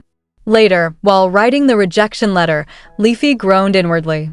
I've been trying so hard not to be buried alive along with this gemstone. I even threw myself at Prince Perry to protect him from an explosion and was honest about getting bribed. But he wouldn't even let me have, he refuses to recognize all my hard work. My life is on the line, and even if I were to run away, Millard would send people to get rid of me immediately, which means I don't have a choice but to work here. But that doesn't mean that I have to live like this. I can't just let that cruel and evil Brazilian walk all over me. Slamming the door of the kitchen, she said, "I have to do something." "Oh my, Miss Leafy," one of the maids gasped. Another blinked in surprise. "What brings you here?" "We were just making some snacks for His Highness." "Would you like to join us?" Leafy's expression instantly brightened. "Sure," she thought. "He's like a feisty little animal, so I'll tame him with delicious food," Leafy asked. "Is it all right for me to be here?" "I wanted to see if you needed help," one of the maids beamed. "Of course, we're glad to have you with us, Miss Leafy." The palace servants were surprisingly friendly to her, despite her past as a street-side fortune teller. Maybe it was because that made her seem both mysterious and approachable. After all, who wouldn't be curious about someone who could see the future? She tilted her head. What are you making today?" "We're preparing cookies," a maid explained, "but it seems His Highness hasn't been eating sweets lately, so we're in a bind." Leafy thought, that's because of something I can't exactly explain." Suddenly, another maid's eyes gleamed. "Miss Leafy, you spent time with His Highness before he arrived at the palace, right? Do you have any ideas?" Leafy fumbled, then smiled. "He has the same tastes as his father." "Pardon?" The maid blinked. Leafy suggested quickly, "You could just serve him the same things you used to give the Emperor when he was young." "Why don't you ask someone who used to serve His Majesty when he was younger?" The maid frowned. "Mayan has worked here for many years, but she doesn't know what His Majesty used to like either. Ever since His Majesty's mana awakened, he spent all his time at the Mage Tower. He practically grew up there." "Oh, Priscillian was 9 when his mana awakened," Leafy thought, her chest tightening. "Does that mean they never gave him snacks before then?" The thought struck her. The 4-year-old Priscillian was so much smaller than she expected. She had figured it was because he used to be a picky eater, but maybe it was because he simply didn't get fed enough. Another maid smiled warmly. "I'm just glad His Highness is here now." Leafy blinked. "Why do you say that?" "You said they had the same tastes, right? That means we'll know what to serve His Majesty when he returns." "I am a bit worried because he left when things were looking bad." "What was looking bad?" Leafy asked quickly. The maid flinched, waving her hands. "Never mind. Now I want to know even more," Leafy thought, narrowing her eyes. "Come to think of it," Millard had said something similar. "The aristocracy has been behaving suspiciously, sire." Leafy couldn't quite remember why Lady Searle left the Empire in the first place. Why would a lady of the Empire personally join a delegation going to an allied kingdom? The maid waved her hand, flustered. "Don't worry about it." "It's nothing." Just then, flour burst into the air like a smoke bomb. Leafy coughed. "What is this, a smoke bomb?" she wheezed. "What happened?" "I give up," another maid giggled. "I just meant I was worried about His Highness being here all by himself. So, please, Miss Leafy, help us feed him snacks. You are his one and only guardian after all." "Yes, he needs to eat well at his age," another chimed in, clenching her fists with determination. Leafy declared, "All right, I'll make sure he eats everything." Later, she peeked into the Emperor's room. He was buried in work. "He's working hard," she thought as she carried in a tray of sweets. He glanced up at her with that questioning stare. Clearing her throat, she announced, "This is a spread of the best desserts prepared with your tastes in mind, Your Majesty." "So, why are you the one bringing this?" he asked flatly. "I helped them make it," she said proudly. He smirked. "Did you add poison?" "Excuse me," she shouted. "Why would you ever question my undying loyalty?" "Oops. Did I go overboard?" To prove her point, she popped a pastry into her mouth. "I swear there's no poison in any of this, Your Majesty. Everyone is worried because you barely ever touch your snacks. They were all trying to find something you would like. Everyone is concerned about you," he said. "Concerned? You say I'm their employer. They're simply doing their job." "Well, maybe. But if they went this far to try and make something you'll like, isn't that their way of showing how much they care? They put so much effort into trying to accommodate you. Everyone cares for you, Your Majesty." He turned his head away, dismissing her words. He acted like he didn't understand why anyone would do anything out of kindness. Leafy couldn't help but wonder why he seemed so suspicious or unaccustomed to being told people cared about him. More importantly, he was completely ignoring the tray of desserts. "I didn't want to resort to this." Leafy narrowed her eyes. Picky eaters won't grow big and strong, you know. I'm already fully grown. He waved her away. Go and get me those documents if you're just going to keep spewing nonsense. She pouted. Fine. The servants were all so worried about him. Do I have to spoon feed him? But then they'd never figure out what he actually likes. Suddenly, she heard a faint munch. She froze, then slowly glanced back. He was eating. I couldn't look now or he'd stop eating. It felt just like successfully feeding a stray cat. By the time she returned with the papers, he muttered, "That took you long enough, Leafy." She bit back a grin. So, he ate the shoe. I'll have to tell Sophia to make more for him next time. A few days ago, Priscillian sent back the bracelet she had received as a bribe. Someone close to the prince, he said, shouldn't appear as though they could be bought. I gave His Highness the list of knights, but I cannot accept this bracelet, so I am sending it back. That was what he instructed her to write to the count. She had been truly sad to see the bracelet go, but disobeying his orders could very well cost her life, so she had no choice. At the time, she had no idea what consequences that single action would bring. More recently, she'd been wandering through the palace with a map in hand, trying to make progress with her treasure hunting quest. But the palace was so much larger than she had expected that she hardly made any progress. Hours would slip away with nothing but walking. Then, during one of these searches, she stumbled upon the unexpected results of her earlier actions. Suddenly, someone came and asked, "Are you Miss Leafy?" She replied, "Yes, I am." "What is it?" "I Count Harry Knowles has invited you to dinner." She blinked. "Why me?" "He said he wants to introduce you to one of his sons." She was surprised. "Pardon?" And just like that, Leafy had started receiving marriage offers. After that bribery incident, letters began arriving one after another, asking her to meet nobles outside the palace. She ignored them all. But when that didn't work, they began sending their secretaries. "Miss Leafy, did you not receive our letter?" they would ask. Sometimes the nobles even came to see her in person. Since the prince had proven difficult to manipulate, they decided to target her instead. They seemed to believe that because she had brought Prince Perry to the palace and had known him longer, they would be able to manipulate the prince through her. When ignoring them no longer worked, Leafy decided to report it to Priscillian. "Your Majesty," she began carefully, "I seem to be getting marriage offers." "What?" His eyes fixed sharply on her. "Marriage offers," she repeated. His lips twitched and he covered his mouth with his hand. Leafy frowned. "I thought I saw you trying not to laugh, but I must be seeing things right." After clearing his throat, he smiled faintly. "Yes, I suppose that makes sense. True, considering the rumors going around," Leafy thought. "Is he doing this because I laughed at him? Maybe I deserve this," he mumbled. "Right. Yes. It makes total sense considering the rumors. You can stop now." Several minutes later, he finally said, "Just reject them politely and give me a list of which families have made you offers." "Do I really have to reject them?" she asked nervously. Cold eyes met hers. "Are you saying you want to meet with them?" Leafy waved her hands frantically. "No, of course not. I am wholly dedicated to you, sire," she thought. "I don't understand how a child can be so scary. It must be so much worse when he's in his adult form." "Just ignore them," he ordered. "Even if they come to you in person, wouldn't a simple hello be all right? I'm worried you'll blab as soon as you talk to them." "I swear," she said quickly. "My lips are sealed." "Your lips are too loose for that." "Pardon." Later, Sir Millard approached her. "I am sorry for making you do most of the searching, Miss Leafy."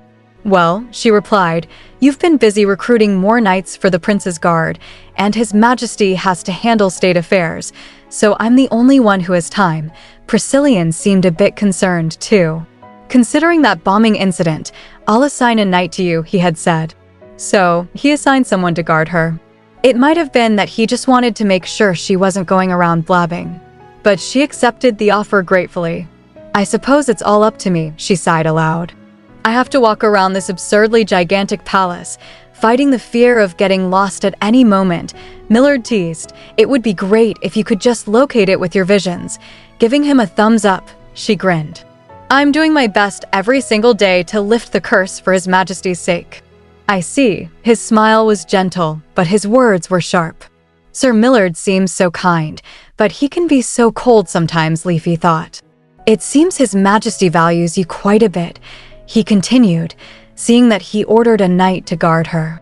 No, she thought, he's just spying on me in case I get seduced by a marriage offer and blab. Aloud, she said cheerfully, I've been helping him in the office as much as I can. Sir Millard gave her a sidelong look. I heard you have been getting marriage offers too. The prospect of marrying into nobility may be tempting, but His Majesty's condition is top secret. Please refrain from interacting with too many people. My lips are sealed, she assured him. He ignored her. I'm sure he will reward you handsomely if things work out well. Please just hold out until then, Leafy thought. He didn't even pretend to listen to me. There will be more nobles trying to approach you, Millard added. But I should be able to stop them myself so long as they aren't of higher status than a duke, she blinked. He still doesn't trust me. Suddenly, a voice called out. Would you be Miss Leafy? Millard flinched. Leafy turned with a sinking feeling. Ugh. Another marriage offer. She looked up and froze. A tall, striking man stood before her, smiling warmly. Millard stiffened. What brings you here, my lord? The man smiled slightly. Hello, Miss Leafy. Who is this beautiful man? Leafy's mind screamed. I came all the way to the palace in the hopes of seeing you, he said smoothly. I'm glad to finally meet you. I am Castian von Hadar. Her eyes went wide. Castian von Hadar, a side male character from the novel who knows exactly what the female lead likes and gently courts her. But there was something about him that always sounded obsessive. I never liked him. His description always raised red flags in her head. You can have my precious Cyril, but seeing him in person, wow, she gasped. Then, forcing a polite smile, she said, Good day, my lord. What an honor it is to meet you. You seem shocked to see me. Have you heard of me before? He asked, his smile never faltering. Sweat prickled her forehead. Oh, I've heard of you, of course. But I can sometimes see people's auras, and I was just amazed by yours, Lord Castian. I am glad to hear such praise from a famous fortune teller, he replied clearly pleased.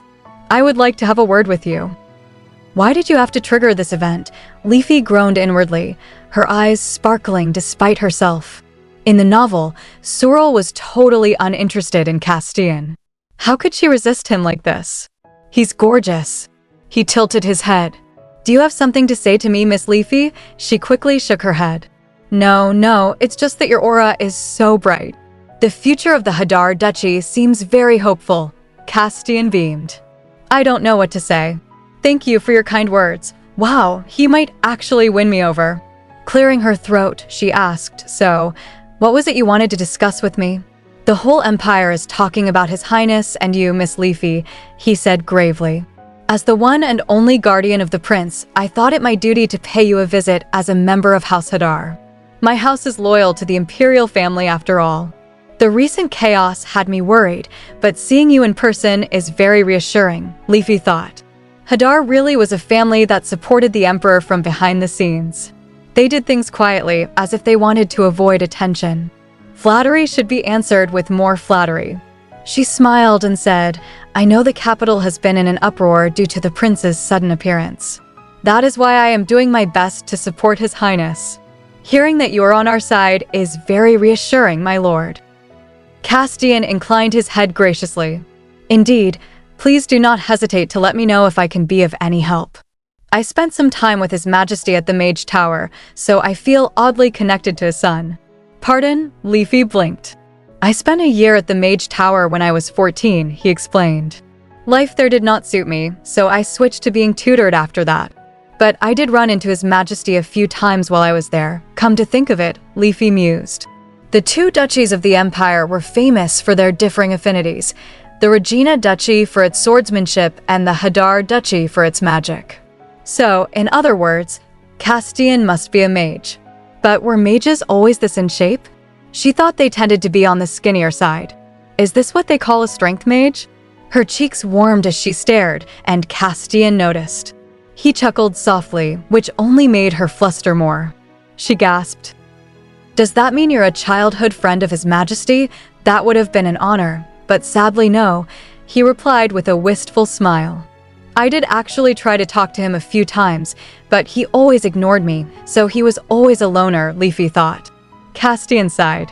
I suppose His Majesty must not have wanted to associate with someone as ordinary as me since he has always been such a genius. Leafy waved her hands in a panic. Not at all. It's just that his personality. His personality, Castian tilted his head curiously. Ahem, she coughed, smiling awkwardly. He's always preferred to be alone. Castian's smile deepened. You also seem to know His Majesty very well, Miss Leafy. But according to the rumors, you've only met His Majesty once. Leafy answered with a smile. He left a very strong impression on me. And Prince Perry's mother often spoke of him, Castian said. I see. Leafy gulped, thinking, I couldn't help but tense up just now. For a split second, there was an edge to Castian's smile. Castian continued, I often tried greeting His Majesty, but he always ignored me. She thought, no, maybe I'm just biased because of the novel. Castian added, he barely glanced at me when I handed him a book and completely ignored me when I suggested we go to the library together, and then Castian laughed. Leafy thought, that's not just sad, it's borderline pathetic. Why is he telling me these stories? They're all about how he always got ignored, she said softly. I see, Castian explained. He always preferred to be alone.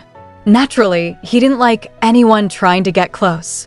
I suppose he didn't want anyone by his side, but hearing now that His Majesty had a lover and even a child, Leafy thought, no wonder the nobles were so shocked. I guess that's why everyone's so curious about me, the guardian of that emperor's son. Especially if they knew Priscillian as a child. Wait, as a kid? May I ask how tall His Majesty happened to be when he was 14? She asked. Castian replied, HM. Oh, he must have been around your height, Miss Leafy, she thought with relief. Oh good. That means he won't realize Perry is the emperor. Castian added, and just when I was leaving the tower, he had a growth spurt and must have grown as tall as I am now. Leafy jolted and said, huh? That much. He said, I thought you had met His Majesty. Leafy replied, oh no, I was just amazed that he grew so much in a year. She thought, I can't even imagine him being as tall as you, Castian. Then she said, anyway, I heard you asked for an audience with His Highness. Shouldn't you be heading toward the main palace? He said with a smile, I came early today because I felt drawn here.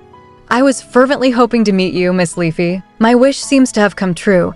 Leafy covered her mouth, thinking, I almost fell for him just now. He's good.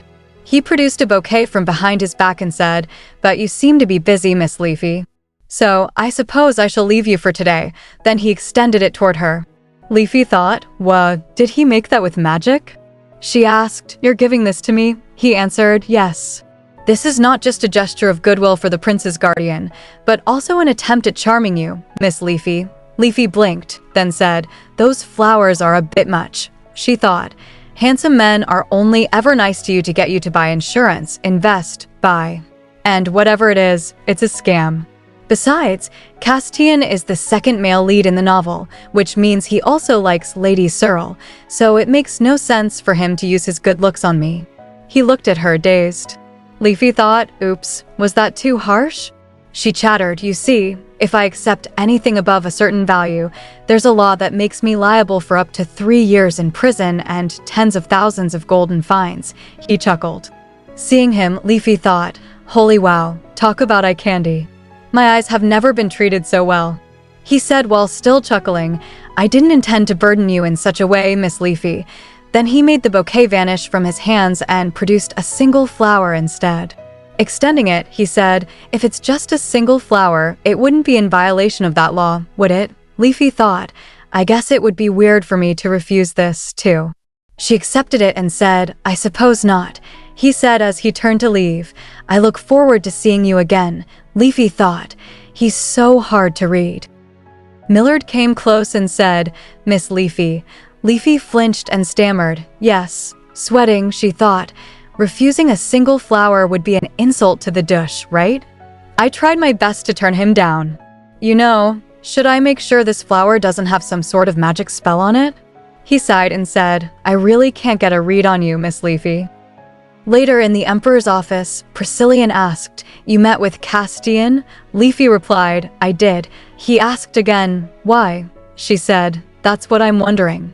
But I figure he approached me because I'm close to you." Priscillian said, "I met him today too, but all he did was say hello. He never mentioned wanting to see you." Tilting his head, he muttered, "Why would the Dush care?" Leafy thought, "Sir Millard told me that House Hadar has no connection with Archduchess Van Dade. Duke Hadar himself is friends with her, but they're not particularly close, so it's mostly just the Dush playing nice with the imperial family." They were never opposed to Priscillian taking the throne and barely ever spoke up during assemblies between the aristocracy. So, you could say that House Hadar was pretty neutral. Priscillian frowned and said, "Getting them on my side would be useful, but I've never been able to get a good understanding of them." He yawned and said, "Well, he might have just come to see how things are going at the palace, since his family will be getting a new patriarch soon, and it makes sense for him to approach you." Leafy said, "Should we go to bed?" "I'll go and turn the lights off." He said, "All right." In the room, Leafy blew out the candle. Then she said, "Oh, that's right. Lord Castian offered me a flower bouquet." Priscillian asked, "What?" She explained, "I said it was too much, so he gave me a single flower instead, but I felt like there might be something wrong with it. So I gave it to Sir Millard. It was made out of magic, so who knows?" He asked, "Did House Hadar ask for your hand in marriage?" She was stunned and said, "Pardon." He said, "Never mind." Leafy thought, why would he ask that? Doesn't he know Castian like Searle? There are a few scenes in the novel where the two of them meet, but I suppose you can't say that a few simple meetings necessarily mean dating when it comes to young nobles. She said determinedly, "Since you said having Hadar on your side would be useful, should I try and befriend Lord Castian next time I see him?" He stared at her and asked, "Have you fallen for Castian?" She exclaimed, "Pardon," he said. "Your quick reactions are very convenient." Leafy thought, "I almost misunderstood. Is he worried I might have fallen for Castian because he's objectively handsome? I might be into handsome faces, but that doesn't mean I'm into him. Besides," she said aloud as she laid down on the bed, "I like you, Your Majesty." He asked, "Why?" She replied, "Because you're cute," he said angrily. "Get out," she protested. "They say it's all over once you think a man is cute. It's like being stuck in a revolving door forever," he grumbled. "I wish that mouth of yours was gone." "I've never been nice to you," she admitted. "That's true. I just happen to like you." Turning away in bed, he said, "There is no such thing as affection without reason." Leafy thought, "You can dislike someone without a reason. So why wouldn't the opposite be possible, too? Like family or friends?" He has neither killed his family and has no friends. Now that Searle, the only person he ever opened up to, isn't here, it must be hard to deal with everything that happened. She smiled and then said, "My prophetic visions tell me I should like you." "You see, that's reason enough, right?" He remained silent. She thought, he's pretending to be asleep, but I know that Priscillian never sleeps before I do. Oh well, at least he's not telling me to stop spewing nonsense. Around 10 days had passed since the welcome banquet. Prince Perry had officially become the master of the Imperial Palace, and the Imperial Guards were newly appointed as well. When everything was beginning to find its place, Leafy, looking at her map, trembled and thought, "This is impossible. I just can't find the cursed item. This quest is harder than finding a needle in a huge haystack. The difficulty level is insane. Besides, what does a cursed item even look like? It's not like it gives off some sort of obvious dark aura. The only thing I've gained from wandering through the palace grounds is a fear of getting lost inside of this gigantic place. Now that he's a child, Priscillian can't sense magic anymore. He keeps freezing up when he remembers. Millard isn't a mage to begin with. And to me, mana is just something I've seen in video games.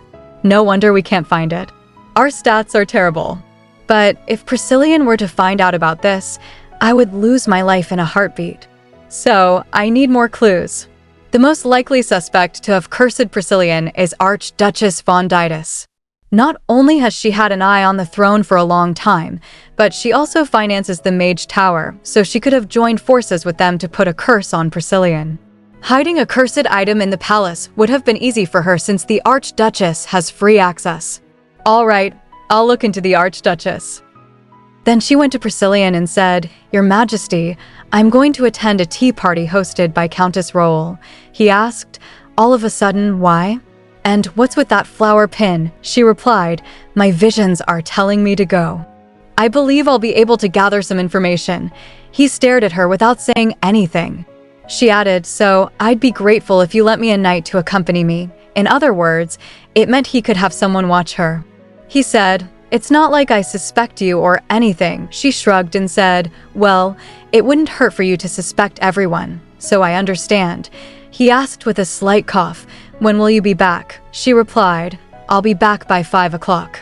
So promise you won't cry while I'm gone. He said, Hurry up and get out. She pouted. Later, her carriage reached the Count's manor.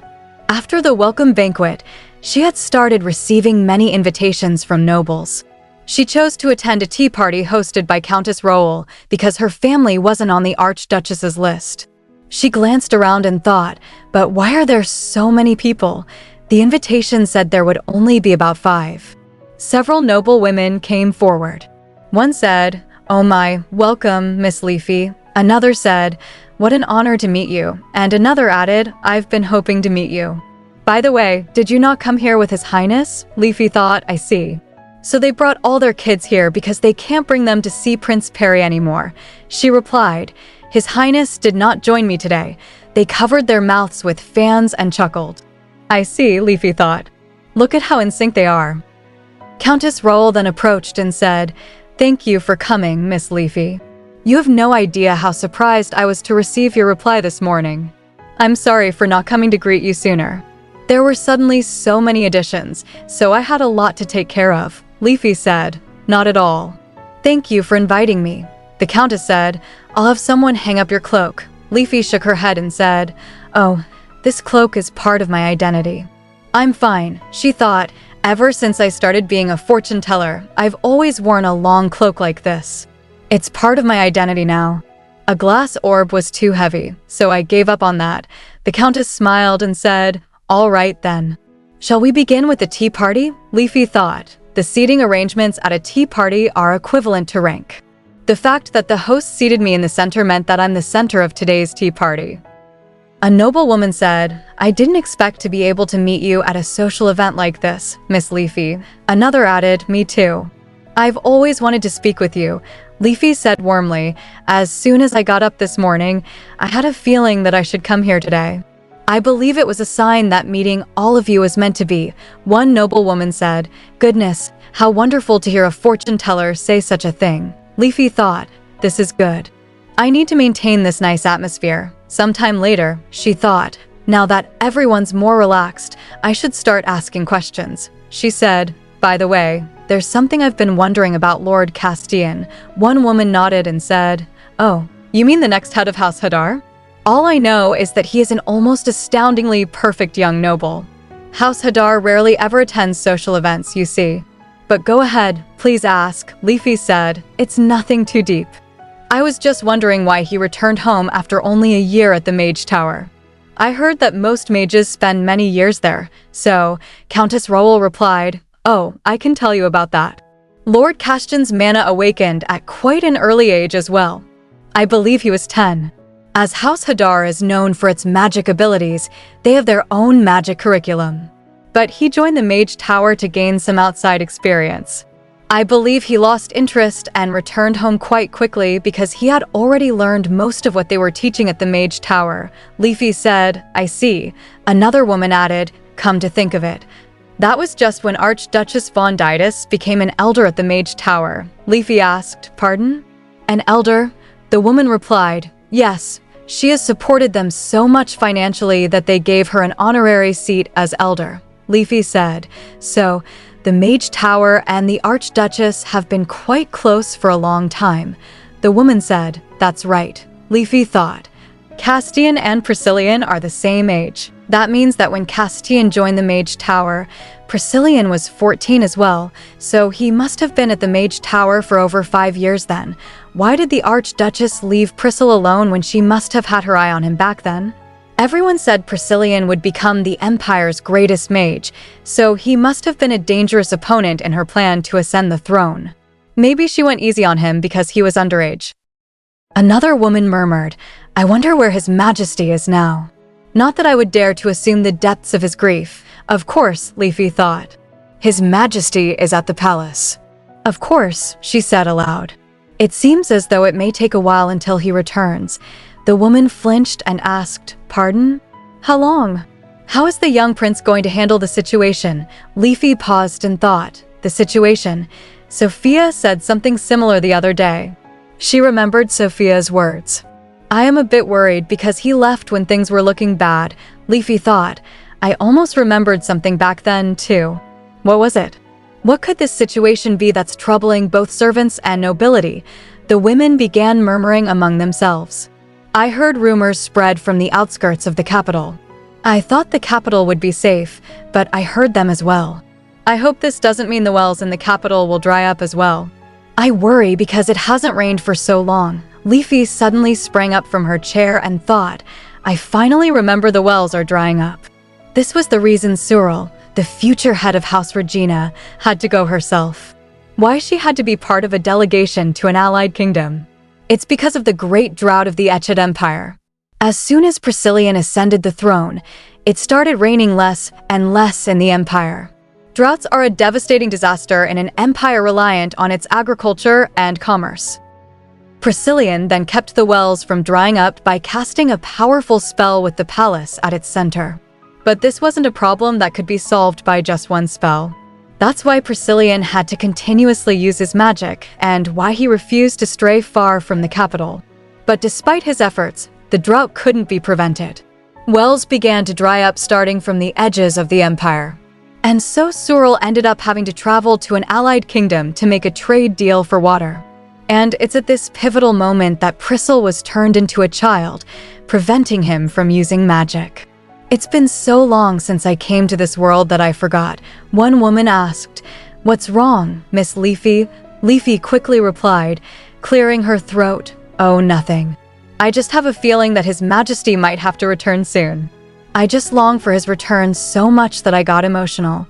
The woman chuckled nervously and said, I see. Leafy thought, Will breaking Priscillian's curse actually take care of the drought, though?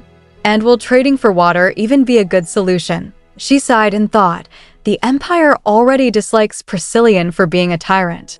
What if the drought is blamed on Priscillian, too? Leafy raised her head. One woman flinched.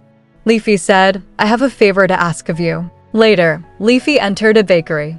The bakery clerk said, Hello, welcome to Dreaming Bakery. Leafy looked around the bakery in amazement. After the tea party, she had headed to the most popular dessert place in the capital. Before arriving, she had asked the noblewoman, Do you happen to know? The noblewoman blinked and said, Pardon? Leafy had thought, If you don't lighten up sometimes, it's hard to come up with new ideas to do so. Something sweet might just work, and I didn't want to return to the palace empty-handed. Although, this is really just for Priscil's sake. Good luck with the drought, the clerk said cheerfully. Please take your time and look around, Leafy said. That's all right. Then she pointed across the counter and added, From here to there. Please wrap it all up. The clerk dashed off, flustered. Yes, Leafy thought with a smug smile, I've always wanted to do that, although she hadn't been able to make any money as a fortune teller since being brought to the palace. She was already on her way to becoming super rich. In other words, she had a lot of money saved up. She hadn't had to spend anything at the palace. But now that Priscillian had started eating desserts, the clerk returned and said, Thank you. Please come again. As Leafy walked out, she thought, I'll slowly bring it up while he's eating. If I make him feel like I've put a lot of thought into it. Suddenly, Archduchess von Dade appeared in front of her. The Archduchess said, How fortunate that I was able to meet you this time, Leafy. Leafy flinched. Your Grace, the Archduchess said, Countessa told me you'd be here. Do you have some time to spare? Leafy stammered, I need to return to the palace. There's a little boy waiting for me, and the Archduchess smiled. I would like you to lend me some of your time because I'm not sure what I'll do if I were to waste my time once again. Leafy shuddered and said, Yes, ma'am. She thought nervously, You're not going to hit me next time, are you? Later, they sat together. The Archduchess said, Leafy, according to your story, you were close with the prince's mother and brought him to the palace when she died so he wouldn't be alone. Is that right? Leafy, sweating, said, yes, pretty much. The Archduchess smirked and said, but you see, you only seem to have existed for 3 months living in a village at the edge of the empire. Leafy blinked. Pardon. The Archduchess continued, I looked into your background. The street-side fortune teller Leafly, you appeared one day out of nowhere and began to tell fortunes about important events and high-ranking nobles of the empire. When all your prophecies proved to be true, you instantly gained fame. But she rose from her chair, leaned close to Leafy, and said, if you knew the emperor's lover, why were you at that village alone? Leafy gasped. Well, you see, I wasn't with her all the time. The Archduchess pressed on, ellenfiela ruth demortia Irenaeus River Margaret. When you came out of that well, why did you act as though you had lost your memory? Leafy thought frantically. Here goes nothing, she suddenly blurted. I really had lost my memory at the time. The Archduchess narrowed her eyes. What? Leafy said quickly. I was attacked by ruffians and thrown into that well. Didn't the villagers tell you they thought I had hurt my head? I then met up with the prince's mother and began to slowly regain my memories. But her health was poor, and in the end I traveled to the palace with His Highness. And because I was gone for so long, Prince Perry developed separation anxiety, which is why I have to return to the palace as soon as possible. Just then, she saw the door open. Spotting Priscillian, she sprang up from her chair in relief. Your Highness, Priscillian said, I don't know why you would be here, great aunt. The Archduchess bowed her head slightly and said, I was simply having a conversation with Leafy, Your Highness. Priscillian said, I didn't know that you two had planned to meet. The Archduchess replied, we ran into each other by chance. Leafy tattled quickly. Her Grace heard that I would be at Countess Roll's tea party and had been looking for me until she found me here. Priscillian sighed and said, Leafy is one of my people, so I would like for you to contact me first if you want to see her. Treating one of my people as if they were nothing shows your disregard for me. Does it not? The Archduchess leaving said, I will keep that in mind from now on, Your Highness. Leafy exclaimed, Your Highness, as soon as you stepped in here, the lights, the temperature, even the humidity level improved drastically, he said, curly. Just get in the carriage. They sat inside as it began moving. Leafy recounted their conversation and said, that's what I told her. And I think I was pretty convincing, he said, HM. She added, I also said that you show separation anxiety when you are apart from me for too long. He yanked her hair and said angrily, you and your nonsense. Separation anxiety? As if, she yelped, it was the best I could come up with at the time. He demanded, why would you even meet up with the Archduchess and make such a fuss? She wailed, I didn't want to meet up with her. It's not my fault. I was just there to get some desserts for you, he halted. For me, she nodded. Yes, since you're only ever at the palace, I thought it would be nice to get some for you while I was out, he said. I do not enjoy sweets that much, she argued. But you've been eating them these days, he bickered.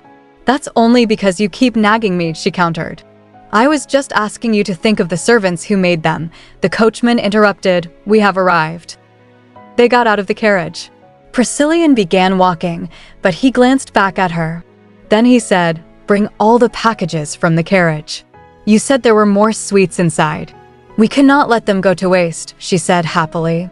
Yes, sire. Stepping beside him, she asked, oh, by the way, why did you come to the bakery? He replied, you told me you would be back by 5 o'clock, she beamed. Your Highness, he said, stop leering at me. She sputtered, pardon. The next day, Leafy asked, you got an invitation from House Hadar? Priscillian said, yes. There was one for you too. She opened it and saw it was for Kashtan's birthday banquet. She asked, we should go, right? Priscillian said, we don't have a good enough excuse to refuse. And since this is House Hadar, it is only right to show them some respect. I have already accepted. Then he asked, what kind of dress do you want to wear? She said, I'll just wear what I always do. He stared at her, then pointed and said, I thought you might say that, so I had one prepared. Wear that. She looked at it in awe. Later in the carriage, Leafy thought, even the cloak itself looks like a dress. It makes me look like I'm the secret daughter of the emperor or something. Also, she said aloud, I just noticed that we look like we're matching on purpose. Priscillian said, we are. You once said that Prince Perry and Leafy the fortune teller are a set. It's not an official event, so this should be fine. Leafy said, touched, how thoughtful. She thought proudly, mothers of the capital. Look, my child asked to match with me first. She said, I knew it. Your Majesty, you really do like, he snapped. So, be on your best behavior. If you do anything to hurt your reputation, it will reflect badly on me too. When they reached the Hadar Manor, Leafy gasped. Is it just me, or is that manor almost as tall as the palace? Isn't it forbidden to build anything taller? Priscillian said. I hear they made sure it was slightly smaller than the palace. The late emperor allowed it, she said. What's the difference? 1 centimeter, he replied. I hear it's 2 centimeters, she thought. Your approval of House Hadar has decreased by 2 points. Castian came forward and said, Glory be to Echet. Thank you so much for coming, Your Highness. Priscillian said, I have to come for such an important occasion. Castian chuckled and said, Thank you. Then he added warmly, I am overjoyed to see you again, Miss Leafy. She said, Likewise, Lord Castian. Thank you for inviting me, Castian said. Please let me show you the way. Seated in the garden at a table with Priscillian, Leafy said, Wow, is this a garden party? It didn't mention that in the invitation. The trees are sparkling, Castian then spoke to the gathered guests. Thank you all for taking the time to attend today. This will be my first time hosting a banquet at our capital manor, and it was all quite unfamiliar and yet fascinating. I enjoyed every moment of preparing for this banquet, and so I hope you will have a wonderful time today, too. Leafy thought, no wonder Castian is called the perfect young nobleman. He's so eloquent. Castian continued, lately, the empire has been in chaos because of the drought. Just a few days ago, a well dried up on the outskirts of the capital. As he spoke, he raised his hand and began casting magic. At House Hadar, we are loyal to both the Empire and the Imperial family, and we have been determined to find a solution, and so suddenly a drop fell from the sky. Leafy said in surprise, this sound. It started raining heavily on the forest behind Castian. Leafy thought in amazement. Wow. He's making it rain all over this huge forest, and he's able to control it so we don't get wet. Castian said, if His Highness wills it, House Hadar is ready to make it rain whenever necessary. Leafy thought, in any kind of relationship. Whenever someone offers to be this helpful, they usually have some sort of exchange in mind. He's offering to make it rain whenever, and over such a large area, too. It's heavy rain. Everyone was staring at Castian, hoping that he would aid the Empire. To anyone here who ran a business on the continent, Castian's magic must have seemed like an answer to their prayers. Priscillian said, thank you. I will give it serious consideration. Castian smiled, then snapped his fingers, and the rain stopped. Leafy thought, I heard that magic related to nature takes a lot of mana, so making it rain over this large of an area is really... The guests began greeting a new presence. Oh my, what an honor. Your Grace. Duke Indicio von Hadar had arrived. He smiled and said, May the Echet Empire flourish.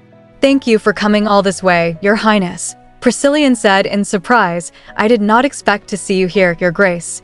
The Duke laughed and said, I had to show up to my only child's birthday, ever since he became ill a few years ago. Duke von Hadar had abstained from attending any official events.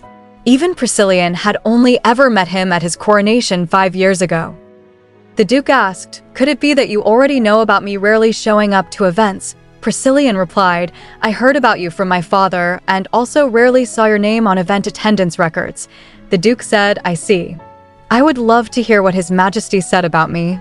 But you need not divulge that information, Your Highness. Leafy thought, that was close. The Duke said, but first, we cannot let our guests stay outside, so we should go indoors.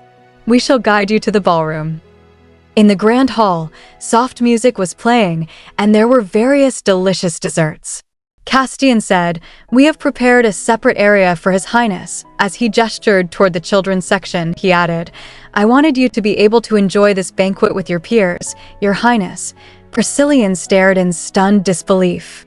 A noble woman exclaimed, oh my, Everything is decorated so nicely. You even prepared separate desserts for the young guests. How thoughtful."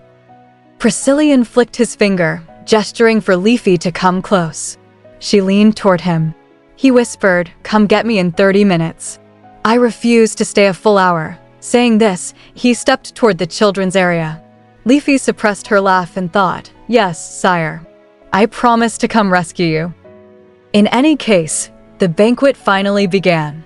Leafy had lost her shield, Prince Perry, so it got harder to avoid being swarmed by nobles. She thought she had gained enough experience to fend them off. But a noble said, "Miss Leafy, I heard that you do fortune-telling. May I ask you to read my fortune?" Another added, "Me too, Miss Leafy. I will be starting a new business in the West and would like to ask for your advice." Word must have gotten out about what happened at the tea party because she was quickly surrounded by nobles. They clamored to be the first to have their fortune read, having heard that she only read 1 or 2 fortunes a day. The only thing Leafy could do was, she said, I suddenly have a headache." She decided to show them the act she had been practicing for 3 months. One noble asked, "What's wrong, Miss Leafy?" Another asked, "Are you all right?" Leafy sighed and said, "Whenever I try to read the auras of so many people, I get dizzy. Especially since the auras of everyone here are so dazzling." Hearing this, they all smiled. Leafy thought as she looked around, "They love it. Now, if I just make my way to the balcony." She staggered and said, "Ugh, my head." She bumped into Castian. He asked, "Are you all right, Miss Leafy? Are you dizzy?" Leafy gasped and thought of Castian's firm chest. She stammered, "I'm fine."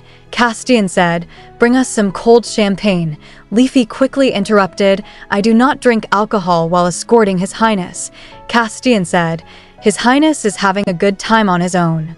Shouldn't you be allowed at least 1 drink?" Leafy said, "No, I'm afraid 1 drink would not work for me." He offered her a glass of water and said, "Oh, are you bad with alcohol?" "I was not trying to pressure you." "I'm sorry," Leafy explained. "No, I meant to say I have a policy of never stopping at just 1 drink," Castian said. The music changed. Leafy thought, "It must be time to dance." Castian extended his hand and said, "Would you do me the honor of this dance, Miss Leafy?" Leafy thought, "Huh? This is so sudden." She shook her head and said, "Oh, I can't dance because I have to watch over His Highness." Castian said, "His Highness seems to be fine. Besides, you are also a guest at my party, Miss Leafy. You are not here as just the prince's guardian." Leafy protested, "But I've never danced before." A maid suddenly took off her cloak.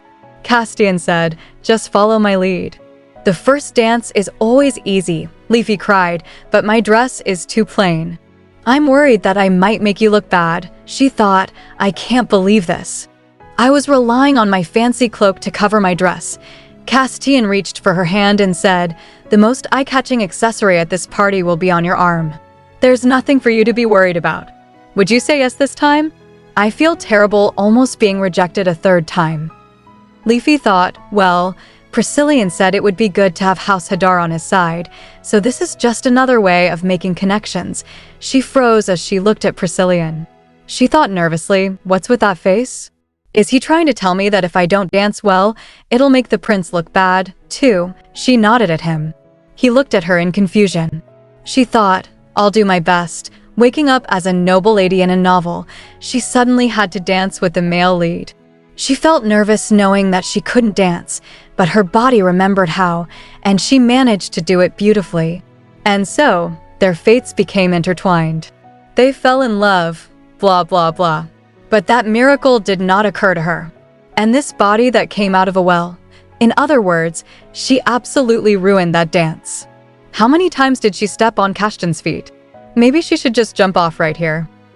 Castian came with drinks and said, "Miss Leafy, have you been enjoying the party? I've had a non-alcoholic drink made for you. It should be to your liking." Leafy was sighing, so she drank and said, "Isn't it obvious? I wasn't happy about having to dance. It was my first ever dance, but you made me into a spectacle for everyone to see." Castian chuckled. Leafy said, "You seem to be amused by my lack of dancing skills, my lord." Castian said, "No, that's not it at all. Would you still be upset with me if I told you that I was happy about being your first dance partner?" He placed his coat over her shoulders and said, "I would like to talk to you some more, Miss Leafy." You might catch a cold if we stay out here. So, shall we go inside? Leafy thought, is this standard etiquette for nobles? Is this how they make connections? If we need to be on good terms with House Hadar, should I take this opportunity? Then she said, no, I have to return to His Highness. It's his bedtime soon, so we must return to the palace. She thought, moreover, I totally forgot. After that dance with Castian and sulking out here, it's definitely been more than 30 minutes, she exclaimed as she dashed away. I'll be going now. Castian grabbed her hand and said, what a shame to have to say goodbye to you, Miss Leafy. Leafy said, please be straightforward with me if you want something.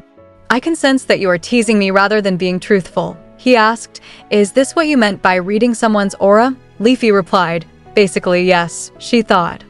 I don't know what he's trying to do with this obsessive secondary male lead obsessing over an extra storyline, but I'm already in the middle of surviving the palace and my life is on the line. Besides, I know how much he flirted with Suril. What is he trying to do? Castian said. Unfortunately, I must say that you are mistaken, Miss Leafy. I have never teased you.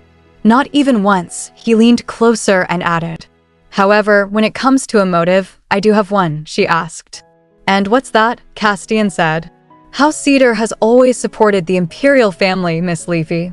So, if you ever reach out to us, we are more than willing to work for His Highness.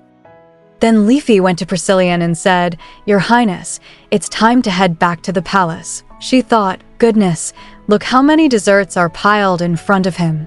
I can't believe those little kids already know how to offer bribes. They're going to be such good nobles in the political world when they grow up. Later, sitting in the carriage, Priscillian asked, why were you so late? She shrank back and said, I really tried to be on time, but he yelled in rage. You had too much fun dancing with Castian, didn't you? So, you forgot about me, she exclaimed. Pardon? Did it actually look like I was having fun? How could you say that when you saw how I danced? I do apologize for being late, but I cannot let you believe that. He said, all right, I take it back. She thought, you don't need to take it back that quickly. Their carriage was protected by soundproofing magic. He said, regardless. Did his pretty face finally win you over? You spent far too much time with him on the balcony. You must have been happy to stare at him after abandoning me, she said. I guess that's partially true, but ow. He grabbed her hair and yanked. She cried. Siri, I already told you that I like you more. I am devoted to you and you alone, he said. Treacherous subjects like you are the first to get sentenced to death, she groaned. My hair will fall out first at this rate, he retorted. I'm trying to rip out your hair so your head won't be too heavy to carry around, she said in shock. That's genius. He scowled and tugged her hair again. You little, she shouted. I didn't go to the balcony with Castian on purpose. He followed me while I was out there lamenting my terrible dancing skills.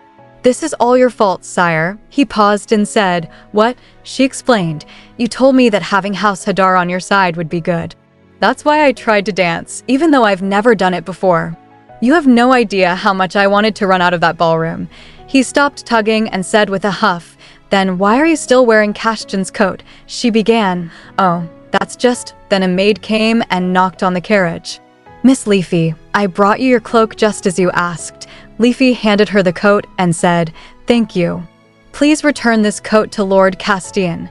The maid replied, yes, Miss Leafy. Leafy thought, I was in too much of a hurry to speak in complete sentences, but I'm glad they understood me. She said, I forgot to return it to him because I left so quickly. I couldn't just throw it away.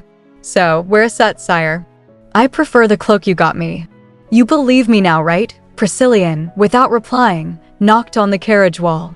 The coachman said, departing now, your highness, and the carriage began moving. She said, please don't abandon me again, sire. I never want to dance again, he said, you require so much maintenance. For days later, nobles were talking among themselves.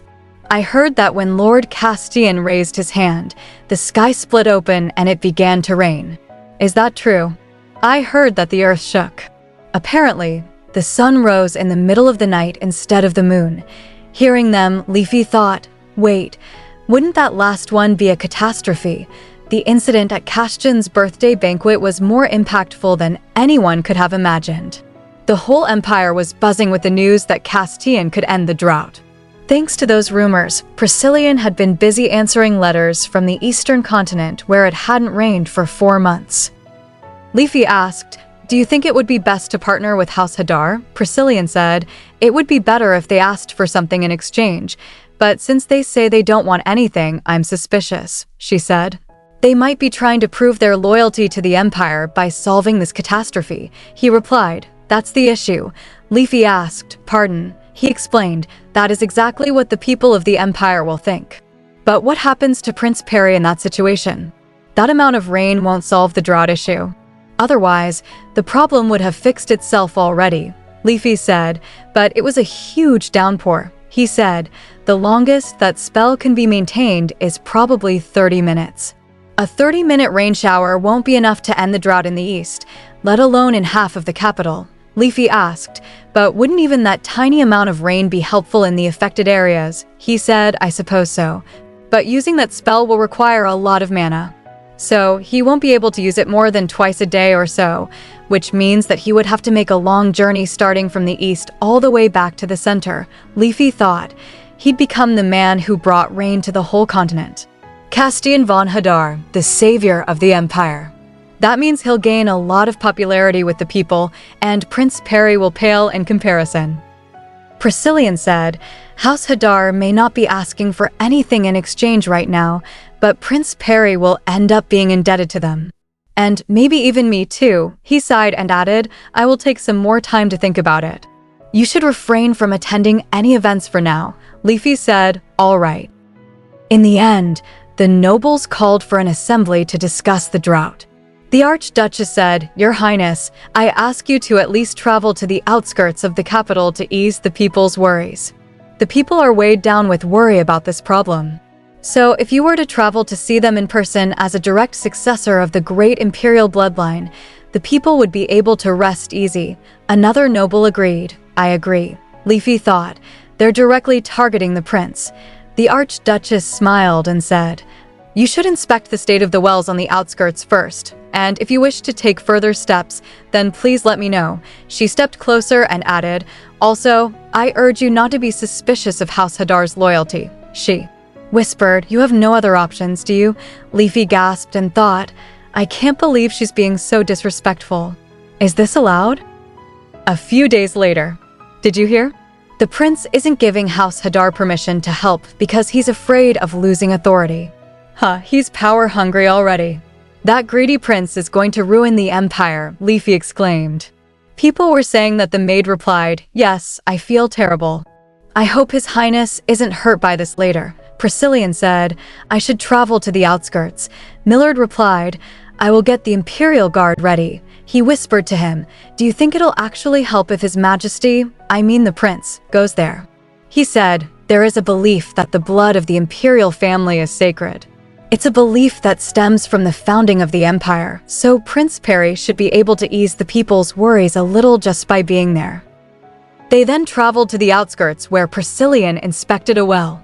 He said, extending his hand, "It really has dried up." Leafy said softly, "Your Highness." Suddenly, a clamoring noise arose. Turning back, Leafy thought, "What's all that noise?" A man shouted, "How dare you show up this late? My daughter hasn't had a single glass of clean water for days. What on earth took you so long?" Leafy saw a man holding a bucket of wine. The man threw the wine toward Priscillian, but before it could hit him, Leafy stepped in front just in time. Priscillian, shocked, said, "Why would you?" Leafy thought, "Oh good. It was just wine. I was worried it might be something dangerous." Thank goodness Priscillian didn't get wet. She smiled and said, "I'm glad nothing hit you, and thank goodness I didn't wear that cloak you gave me. I really wanted to, but changed my mind. My fortune-telling powers must have told me not to." Priscillian raised an eyebrow. "Why would you only protect your clothes and not yourself?" She blinked and said, "Pardon." He looked away slightly. "I was being arrogant. I should have partnered with House Hadar sooner." She shook her head and said gently, "You were just being cautious." He clenched his fists. "There's nothing I can do to protect myself. If it wasn't arrogance that brought me here, then what else could it be? Why do you have to suffer just to protect me?" She suddenly grabbed his shoulders and said firmly, "This is partly my fault, too." This is only happening because I still haven't found that cursed item. I've failed to help you in the way that would be most useful. So, please take this as me trying to help in any way I can." He looked at her, voice soft. "Why are you so?" Before he could finish, Millard approached and asked, "Your Highness, what should we do with these rebels? Should we arrest them or execute them?" Leafy thought, even an attempt to harm a member of the imperial family can be judged on the spot and the offenders sentenced to death. Priscillian said calmly, "No, I did not listen to them until they were forced to take up arms. I am partially responsible for what happened here. Sheathe your swords. I did not come here to exert my authority." Leafy thought he was ready to behead that noble at the welcome banquet. But now I'm glad to see Priscillian being merciful. But if he lets this go, things might worsen at our next stop. Priscillian continued, "Instead, I sentence you to go to the palace and bring barrels of water here yourselves. You will be allowed to bring wheelbarrows, but you must make the journey on foot. I expect to see you at the palace tomorrow." Leafy thought, "That's such a kind punishment." The people around them exclaimed with relief and gratitude. "Thank you so much." "Thank you, Your Highness," Leafy said cheerfully. "What a witty and wonderful idea, Your Highness. I was worried things might get worse if you didn't punish them. I was concerned that you'd become too soft, like some sort of pudding." Priscillian cleared his throat. "You were the one who taught me how to punish someone without beheading them. And since you ended up getting drenched, I couldn't just let this go." She looked touched. "Your Highness," he turned toward the carriage. One rebel man shouted, "A few barrels of water won't solve the issue. Are you even aware that the central capital fountain has dried up too? It's been nearly 5 years since the new emperor took the throne, and yet the drought only worsened. No wonder, since he was busy being in love instead of." Leafy screamed and dashed toward him, grabbing his arm. She shouted, "5 years? It's been nearly 5 years since the central fountain dried up." The man stammered. "What's wrong with her?" Millard stepped forward quickly. "Miss Leafy, that man is dangerous. Please get in the carriage." But she interrupted him, eyes wide. "It will rain." Millard halted. "What?" Leafy thought. "I remember it clearly. The letter Priscillian sent to Cyril, the one where he asked how she was and told her what was going on in the Empire. She said again, more certain this time, it will rain in the Empire." She thought, "I was so distracted by the drought that I completely forgot. On the day of Priscillian's 5th year on the throne, there will be a record-breaking amount of rain in the palace." Leafy said to Priscillian, "Sire, there will be a rainstorm on the day that marks your 5th year as emperor." He raised an eyebrow. "How do you expect me to believe that?" She insisted. "My powers tell me it will rain that day." Priscillian frowned. "There are still 5 days left. Do you really expect me to sit around and not ask House Hadar for help during that time?" Leafy said, "You said you didn't want to be indebted to House Hadar anyway." He shook his head. "More wells are drying up while I try to protect my pride. And what if it doesn't rain that day?" Leafy twitched, suddenly uncertain. She thought, it may have said it rained in the book. But what if Priscillian was lying to ease Cyril's worries? "That's entirely possible," Priscillian said. "If it doesn't rain in 5 days, it'll take even more time to send Castian east. The higher the hopes, the greater the disappointment. If your prophecy fails, the people will be enraged." Leafy said, "Please trust me, just this once. On that day, it will rain enough to completely fill the central fountain." He narrowed his eyes. "Is there some importance to that particular well?" "Why would you mention that?" Leafy thought. "You're the one who talked about it in your letter." "Aloud," she said, "or I'll go and stand by the fountain all day. I'll go there in the morning, and if it doesn't rain, please publicly announce that you are cutting ties with me." Priscillian flinched. "What?" She continued, "With the public sentiment so against you, you have to do something. At a time like this, someone has to take responsibility. People are saying all kinds of things about Prince Perry, who grew up outside the palace, and his fortune teller. If it doesn't rain, stop it," he said sharply. But she pressed on, "Tell everyone that you were fooled by a wicked fortune teller who manipulated you. Then punish me." "You," he began.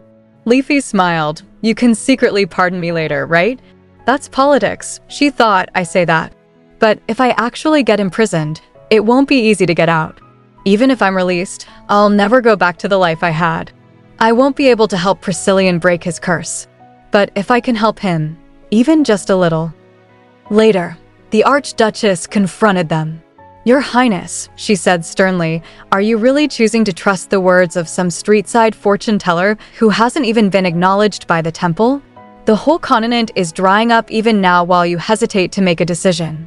That woman may be your guardian, but you must not be fooled by some fortune teller of unknown origin." Leafy thought, "I was already planning to take the fall if my prediction didn't come true. But I had no idea they were already so biased." Another noble pointed at her. "What would a commoner like her know? Don't let yourself be manipulated by such a wicked woman. Please ask the Archduchess, your only blood relative, for help." Priscillian slammed his hand on the table. "Put your hand down." The noble paled and lowered his hand. "Yes," Priscillian said. "I will order House Hadar to travel east.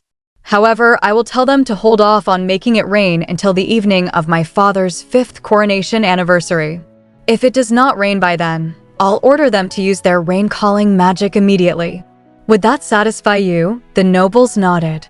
"Yes, Your Highness," Priscillian said. "Then I conclude today's meeting." The Archduchess stepped closer. "Your Highness, even if it rains that day, it won't rain across the whole empire," Priscillian replied. "That can also be said for House Hadar's magic," she added, "but they could travel throughout the empire and bring rain to every region. The Mage Tower may help in the future, too.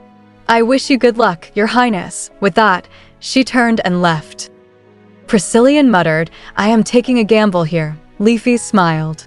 "Sire, anyone who's 100% sure they'll win is a swindler, not a gambler," he smirked. "So, you're calling yourself a swindler?" she chuckled. "No, I'm about 99% sure. And on that 1% chance it doesn't rain, I'll take responsibility." He looked at her silently, eyes unreadable.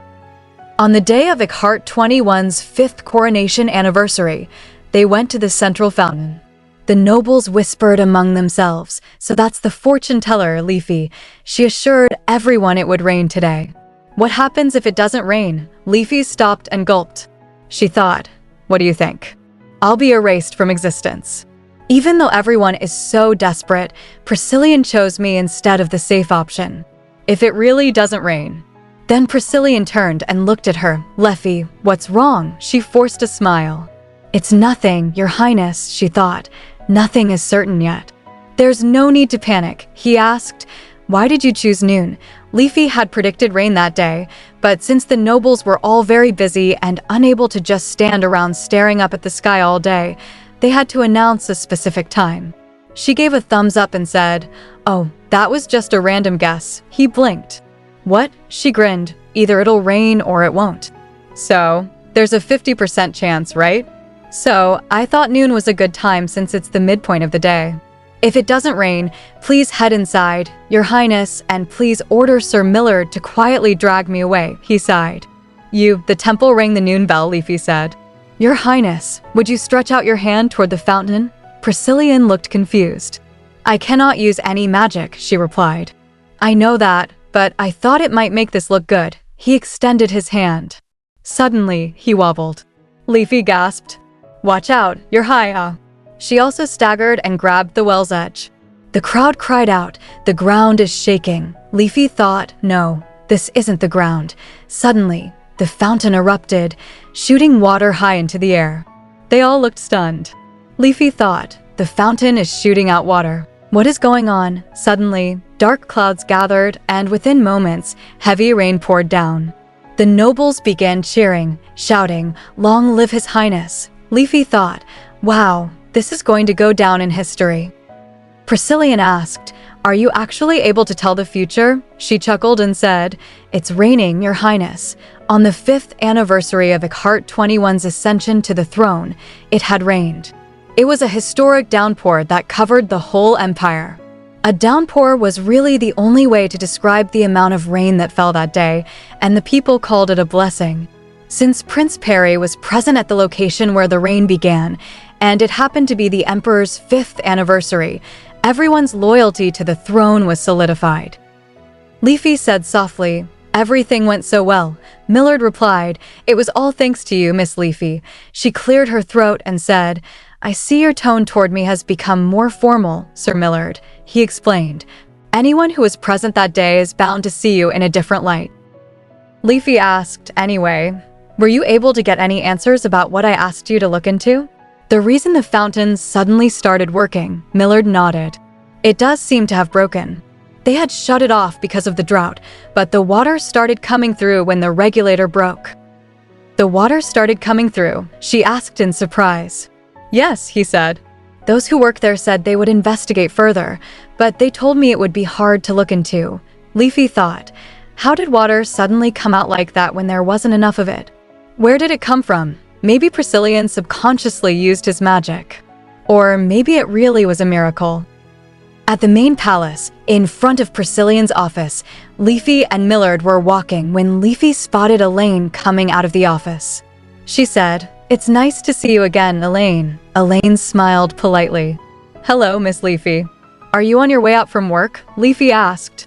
"Yes," Elaine said. "I just had His Highness sign some paperwork I prepared this morning." Priscillian had been taking care of all state affairs by himself after he turned into a child.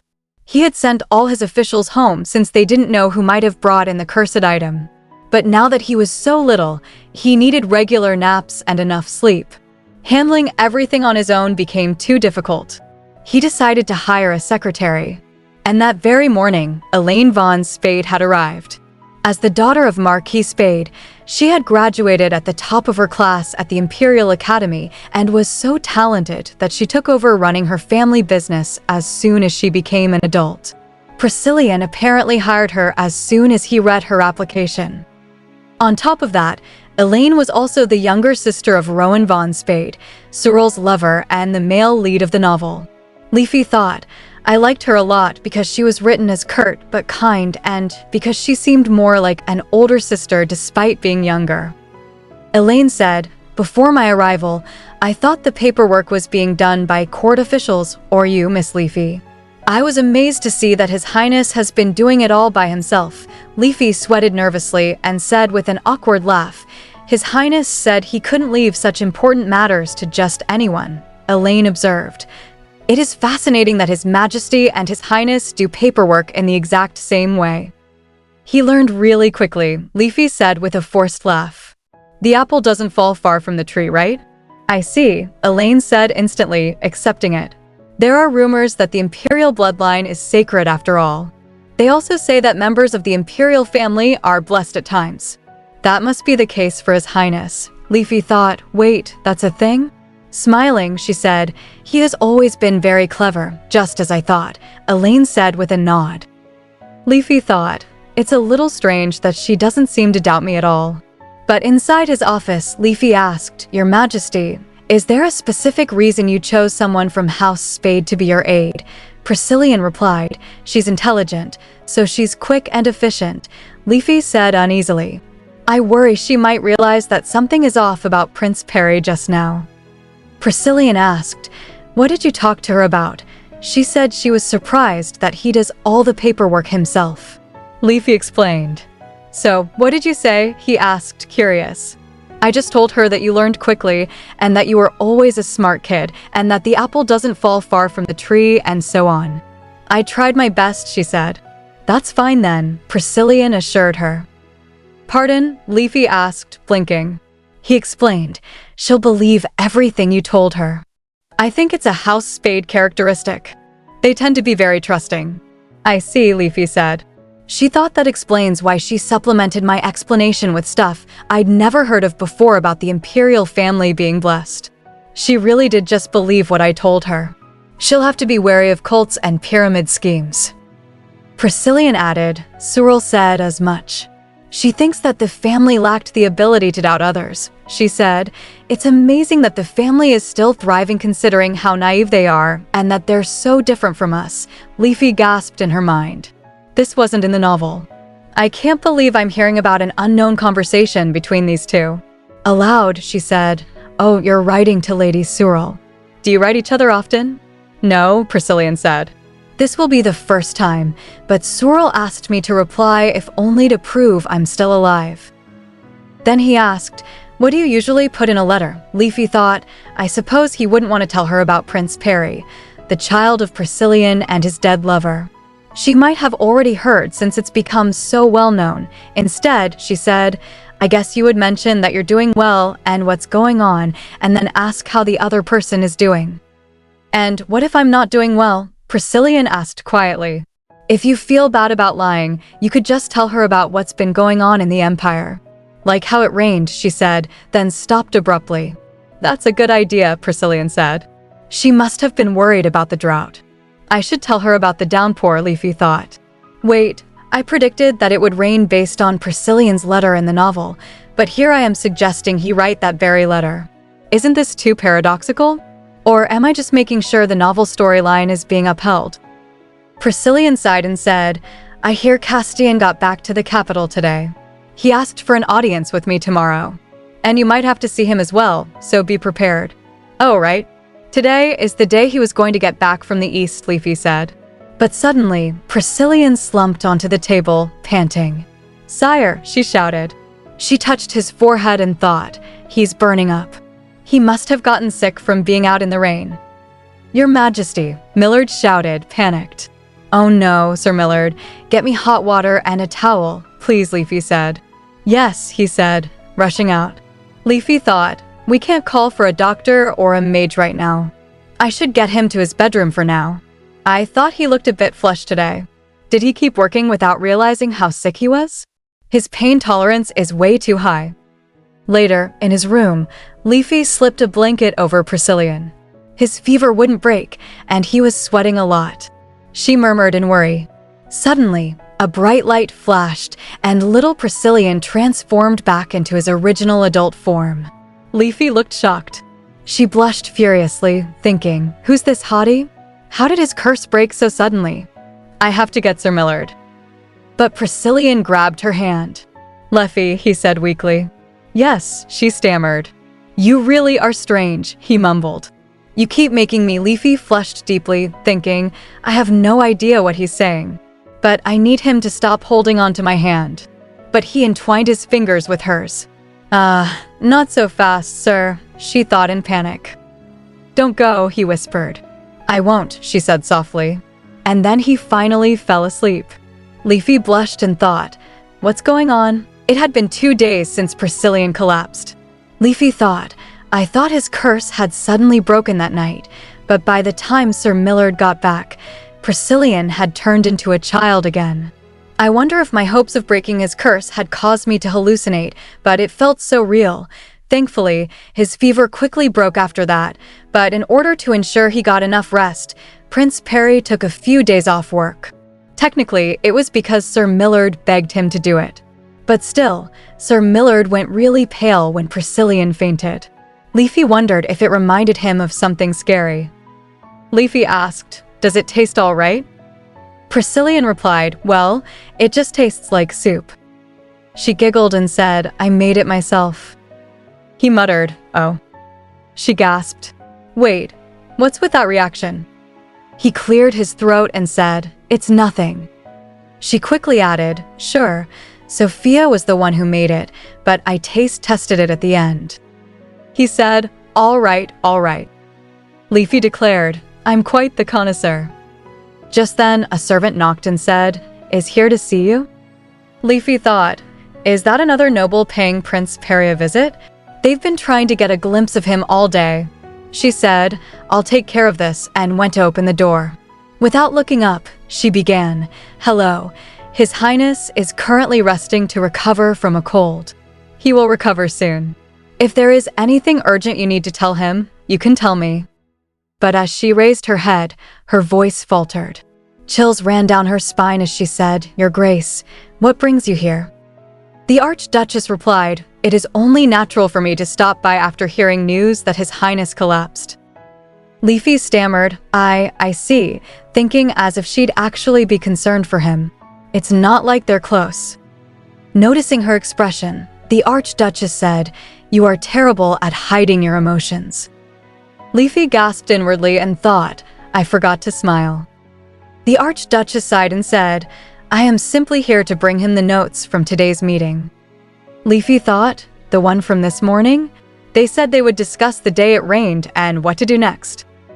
The Archduchess continued, "Streetside fortune teller Leafy, it was surprising to see you predicted the day it would rain, but I swear I will find out how much of what you have said is true and how much is a lie." With that, she turned and left. Leafy scowled in thought, pretending to be worried about the prince and acting like she was so considerate for bringing him the notes. She muttered angrily once the Archduchess was far enough, and yet, she actually just came by to threaten me. What a cheap trick. At that moment, Castian appeared. Having overheard, he paused before saying, "Hello, Miss Leafy." Leafy greeted quickly. "Hello, Lord Castian." She screamed internally, thinking, I'm so embarrassed. If you want to maintain our amicable relationship, you'd better pretend that you didn't see anything." Castian laughed lightly and said, "I had asked for an audience with His Highness today, but I just found out he is sick." Leafy thought, "Thank you for being so quick, Castian." She asked, "Did no one send word to House Hadar?" He chuckled and said, "I fell asleep as soon as I got back to the capital yesterday, so I must have missed it." Leafy thought, how surprising to hear that the perfect Lord Castian didn't hear about this because he overslept. He then asked, "Would you like to walk with me?" She said, "All right." As they walked in the garden, Leafy said, "The flowers have already bloomed in the palace gardens." Castian nodded and said, "The flowers had all bloomed in the east as well. I was surprised to see a huge field of flowers the day after the rain." She remarked, "It must have been quite the long trip, Lord Castian." He smiled and said, "Not at all. I was glad to go and happy to return, so it did not feel like it took very long. On my way there, I was happy about His Highness's trust in me. And on my way back, I was glad to see that it had rained across the whole continent. Rain clouds came toward me out of nowhere, and I suddenly found myself in a downpour.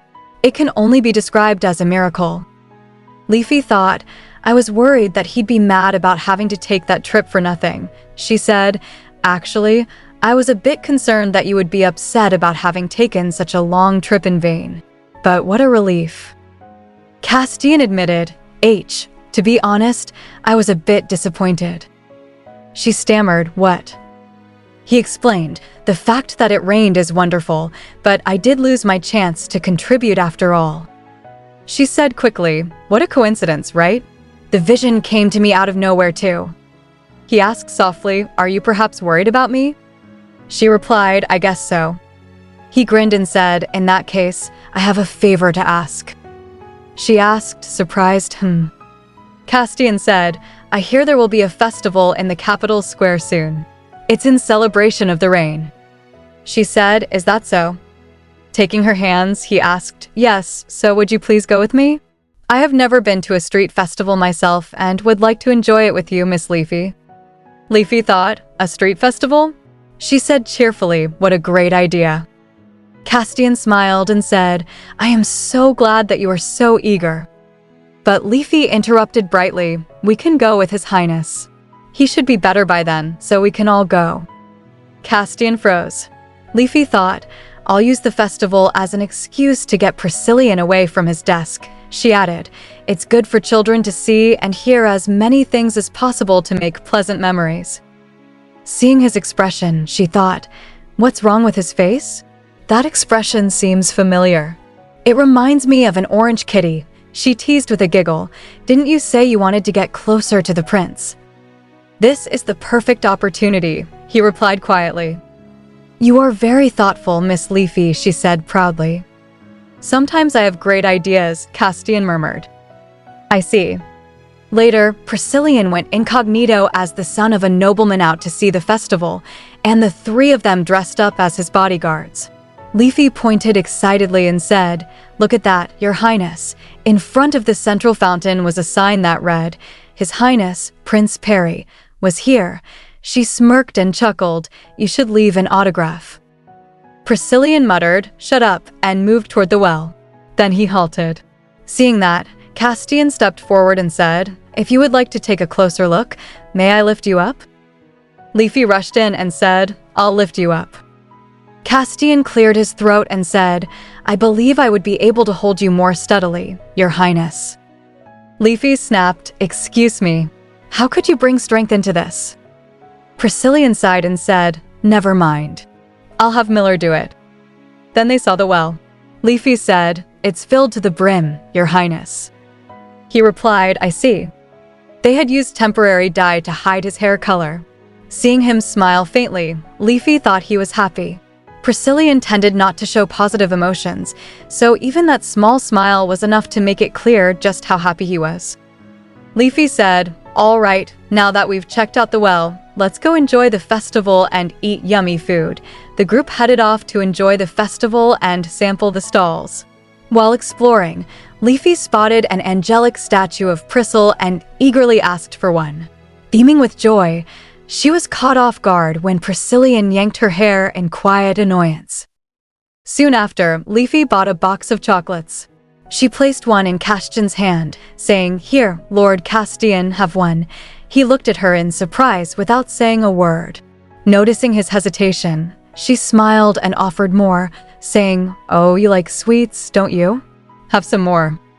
Castian protested, "I am an adult. Why do you think I would like sweets?" Leafy said with certainty, "I just feel like you do." She thought, "I only know because it was in the novel." Cyril once gave him some chocolate after sword training. In this world, people believe sweet things like chocolate are only for children. So Castian said he wouldn't eat it. But eating chocolate doesn't make you a child. By saying that, Cyril made it sound like it was okay for Castian to like sweet things. He must have felt some sort of kinship to her because Castian started being much nicer to Cyril after that. So she encouraged him. "You can be honest about what you like. It's not like it's bad." Castian hesitated, clearly conflicted. Leafy turned to Priscillian and said, "Oh, young master, did we happen to come out here with Lord Castian of House Hadar?" Priscillian asked, "What are you talking about?" She said playfully, "The three of us are just your servants, right?" Priscillian smirked and said, "Right, I don't see Lord Castian anywhere." Castian chuckled, "True, I don't see him either." Leafy nodded and said, "Right?" He admitted softly, "Indeed. Thank you for the chocolate." They were walking around, exploring the festival. Priscillian ate a piece of chocolate. Seeing him, a woman said, "Oh, how cute." "Hello, little boy." Ignoring her, he zoomed forward. Another woman chuckled and said, "He must be shy." Leafy thought, if you saw his face, you wouldn't think so. But then, Sir Millard is looking at him like a pleased father.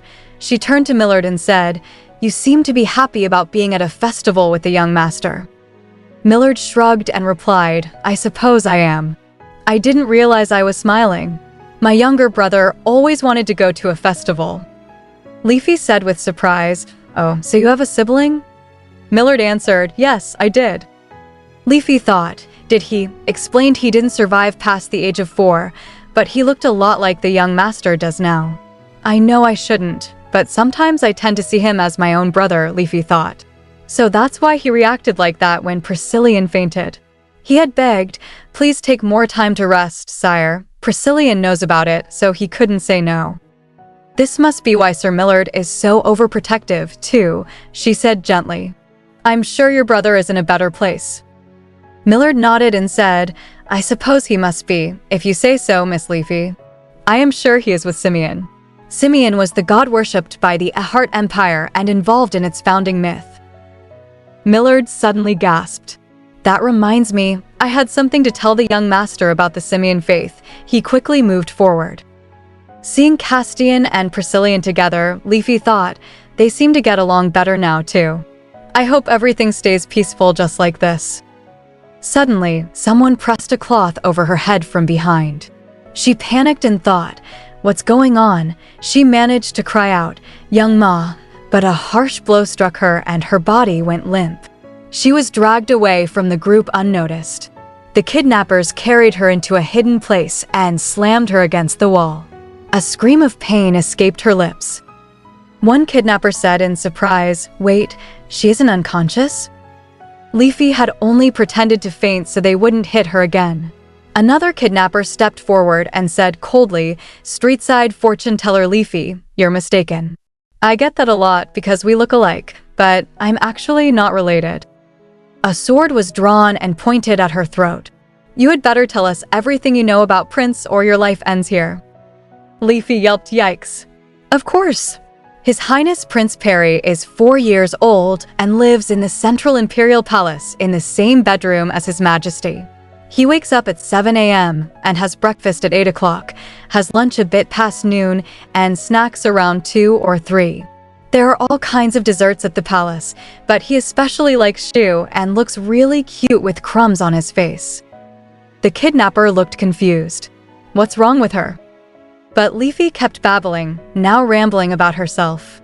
The kidnapper shouted furiously, just answer our questions. Where's the Emperor now? You must be in contact with him, so don't lie. Leafy thought, I was just about to tell them about getting dragged to the palace. Why is everyone so obsessed with where the Emperor is? A kidnapper snarled, I'm going to kill you if you keep talking nonsense. She pouted and thought, it's not nonsense though. Isn't it way better for them to try and manipulate the prince while the Emperor is gone? Don't tell me they're trying to get rid of the Emperor while he's away. That way, the prince is left without his support. Are they trying to take their chance while the prince is grieving? That must be it. Answer me now, one demanded. Leafy said, first, I have to correct you. I am not in contact with His Majesty. Stop lying, the man yelled. You're so biased, Leafy snapped. BIA, what is that? Where the Emperor is? You're spewing nonsense again, aren't you? I'll kill you, the kidnapper roared. Leafy gasped and blurted, I swear I'm not in contact with him, but I could use my powers to try and find out. You've heard about my predictions, right? How I foretold the day it would rain. The kidnappers exchanged uncertain glances. Leafy thought, there we go. Priscillian must have noticed that I'm gone by now. So, I just need to buy them time to find me. She said seriously, I need to concentrate really hard to use my powers. So, please be quiet for a moment. The kidnappers hesitated, then fell silent. 10 minutes passed. Leafy sweated and thought, why aren't they here yet? Shouldn't they have found me by now? One growled, is it working? You're taking too long. She said, I am focusing. I need more time because he's so far away. So, please wait a little. But the kidnapper raised his sword, stepping forward. How dare you try to buy yourself some time right in front of us? I guess we'll have to torture you until you feel like talking. Leafy leapt back in fear. Eek. I see it, she stammered. His Majesty. Another asked sharply. She blurted, he's enjoying the early autumn breeze out on the streets and eating chocolate. Why, you little, kill her, a man shouted. The sword lifted. Leafy closed her eyes, hands raised to shield herself. I'm going to die, she thought. Suddenly, a flash erupted in the room, followed by screams and the sound of bodies crashing to the ground. Leafy opened her eyes and saw the kidnappers down. She blinked. What? She stared at her hands. Am I actually strong? She thought in shock. One of the kidnappers staggered up. What did you do? Tie up her arms. She extended her hand forward like Spider-Man, trying to cast magic again, and shouted one more time, but nothing happened. Wait, give me back my power, she cried. She thought desperately, what is this? A free trial. Suddenly, the door slammed open. It flew off its hinges, crashing into a kidnapper. Millard stormed inside. Miss Leafy, he called. Sir Millard, she cried, but one kidnapper seized her cloak by the neck. I'll kill her if you come any closer, Castian raised his hand. Get your hands off of her, he commanded, and with his magic sent the kidnapper flying into the wall. He stepped forward, offering his hand. Are you all right, Miss Leafy? Yes, she said shakily. She thought, wow, that was just like what happened earlier. Was that Castian too? Maybe he did it through the window behind me. I thought I had hidden powers sealed away in my left hand or something. Another figure rushed into the room. Oh, Your Highness, Leafy said. Priscillian, panting, gasped, you? What or no, are you hurt? She came close, taking his hand. I'm fine. I'm not hurt. Millard frowned. There's a wound on your arm. Huh? When did that happen? Leafy said, startled. Priscillian grasped her hand and pulled her forward. You have to get treated right away. Follow me. Leafy turned her head slightly. Oh, thank you for your help, Lord Castian. You saved me by blowing them all away earlier. Castian blinked. Pardon? Hurry up, Priscillian urged. Yes, sir, Leafy replied quickly. Millard bandaged her arm and said, There. This is just first aid. So, you must be treated properly once we get back to the palace. Thank you, Sir Millard, Leafy said softly. She thought, he's great at treating wounds. I guess he has experience from being a mercenary. Looking at Priscillian, she thought he's still pale. He was stuttering earlier too. I guess he was spooked. Scratching her head, she said aloud, You'll have to avoid eating choux pastry from now on, sire. What? Priscillian said, confused. They threatened me, so I had to give out some information, she explained. They were asking for your Majesty's location. I stalled for a bit by saying I would use my powers, but it didn't work for long, so we'll need to come up with an excuse. How about we tell people you're taking a grand tour? Priscillian shouted, Is that really all you could think to do in that situation? Act like a disloyal subject? Huh. What else was I supposed to do with a sword at my neck? I had to tell them something. Should I have cried instead? Leafy said indignantly. Priscillian trembled, putting a hand to his forehead. Hi, I really thought something terrible happened to you. You keep getting put in danger. Leafy reached out and hugged him tightly. He stammered, What are you? She whispered, I was actually really scared, but I knew you would find me, Your Majesty. I know your weakness, right? I knew you would come, even if it was just to keep my mouth shut. You, Priscillian said quietly. Leafy thought, he smells like a baby. How nice. Slowly, he hugged her back. She smiled and thought, I'm so glad everyone is safe. The festival went on for about 4 days in the capital and came to a close without much incident. The thugs who kidnapped Leafy were forcefully interrogated with Priscillian's permission and confessed that they had been helped by a noble. But when the knights arrived at the noble's manor, Priscillian asked as a knight reported they were all unconscious. The knight replied, yes, they were unable to answer any questions. The culprit seemed to be a commonplace viscount who had hired mercenaries from a far-off region. The knights went to his manor as soon as they discovered this information, but they found the whole family unconscious in the dining room. And when the family members awoke, they trembled as they clung to the knights, begging for forgiveness and tears. They seemed incapable of saying anything else, so they were taken to the palace to be imprisoned. Each time they woke up, all they did was beg for forgiveness, Priscillian said thoughtfully. If they were attacked and fell unconscious in the dining room instead of the foyer, it would mean that the culprit was someone they knew. He then asked, are there any other nobles they were close to? Millard answered, there weren't any notable connections. They attended Lord Castellan's birthday banquet, but don't seem to be very close to House Hadar. I see. Keep investigating, Priscillian said. Leafy thought, someone must have ordered the Viscount to do this. And since it didn't work, they tried to dispose of him. But it's hard to determine who is behind all this just based on the Viscount's connections. This is getting complicated, Priscillian said firmly. Let's go. They sat in the carriage, which soon began moving. They were on their way to the temple for Prince Perry's baptism. A baptism was a religious ceremony in which Simeon blessed members of the imperial family. So whenever a new member was added to the imperial family, they had to undergo the ceremony at the temple. After the day it rained, there had been rumors about the prince possessing the power of Simeon, which was probably why the temple sent a message for him to come and receive his baptism. Usually, the imperial family asked for the blessing themselves, but Priscillian seemed uncomfortable with the idea as he got ready. So Leafy had asked Sir Millard what was wrong. Is His Majesty on bad terms with the temple? She asked. Millard replied, there hasn't been any real conflict, but he did receive his baptism quite late. He was 19. It only happened when he returned to the palace from the Mage Tower, which is very late for a member of the imperial family. Leafy thought, they usually get baptized at 3 or 4 years old. Does that mean he was only recognized as part of the imperial family once he was called the Genius Grand Mage? Millard hesitantly said, in truth, His Majesty has called the Temple of Simeon an incompetent group. Now in the carriage, Leafy thought, I didn't think Priscillian's aggression would be directed at the Empire's religion as well. She saw something through the window and gasped. Huh? A child. Elaine explained, they're apprentice acolytes.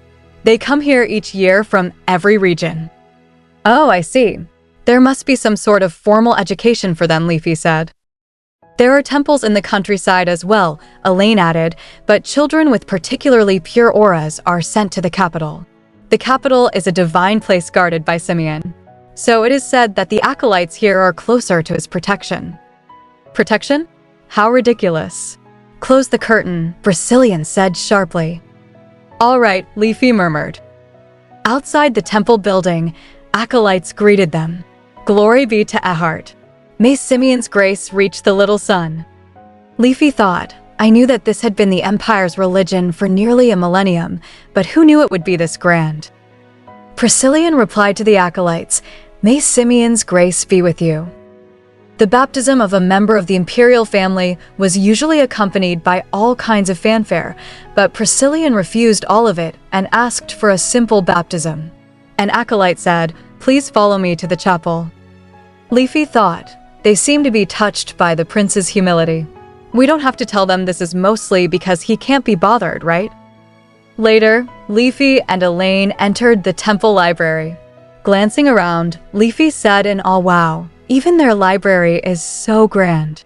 Is it just me or is the air somehow cleaner in here? They say the Temple of Simeon is blessed with a clear aura, Elaine replied. Ooh, I want to get baptized too, Leafy said eagerly. As she looked at the books on the shelves, Leafy thought, the baptism is a simple ceremony held by emptying your mind through prayer and then receiving the blessing from the high priest. But the problem is that this prayer takes a whole hour, with the exception of Sir Millard, since he needs to guard Prince Perry. Everyone else has to stay behind so the prince can concentrate better. I'm sure one of the reasons he didn't want to come here is that prayer. She took one book and thought, this whole shelf has just one book series. Maybe it's some sort of introduction to the Simeon religion. She started reading, Simeon, the god of fire. According to legend, though the continent is surrounded by water, it used to be a barren desert. And this was due to the divine familiar of Simeon, Sikr, who took the form of a red dragon. The first emperor, who was able to talk to the divine familiar, became his friend and family. And so, Sikr, who had once turned the land barren, became its protector. And Simeon blessed the first emperor for looking after his divine familiar. This legend is passed down to this day in the form of the belief that the imperial family is a bloodline blessed by God. Leafy thought, I guess it's hard for someone like me from the 21st century to believe, but it seems like everyone in the Empire firmly believes this legend. How else would they allow a boy who's only 4 to step in as the ruler of the Empire? I would have moved away, she then said aloud. I thought Simeon was the god of fire, but the acolytes seem closer to the element of water. Yes, together they keep the balance, Elaine explained. Among the acolytes who have a lot of divine power, there are some who can even use abilities related to water. There was even a case of someone purifying contaminated water.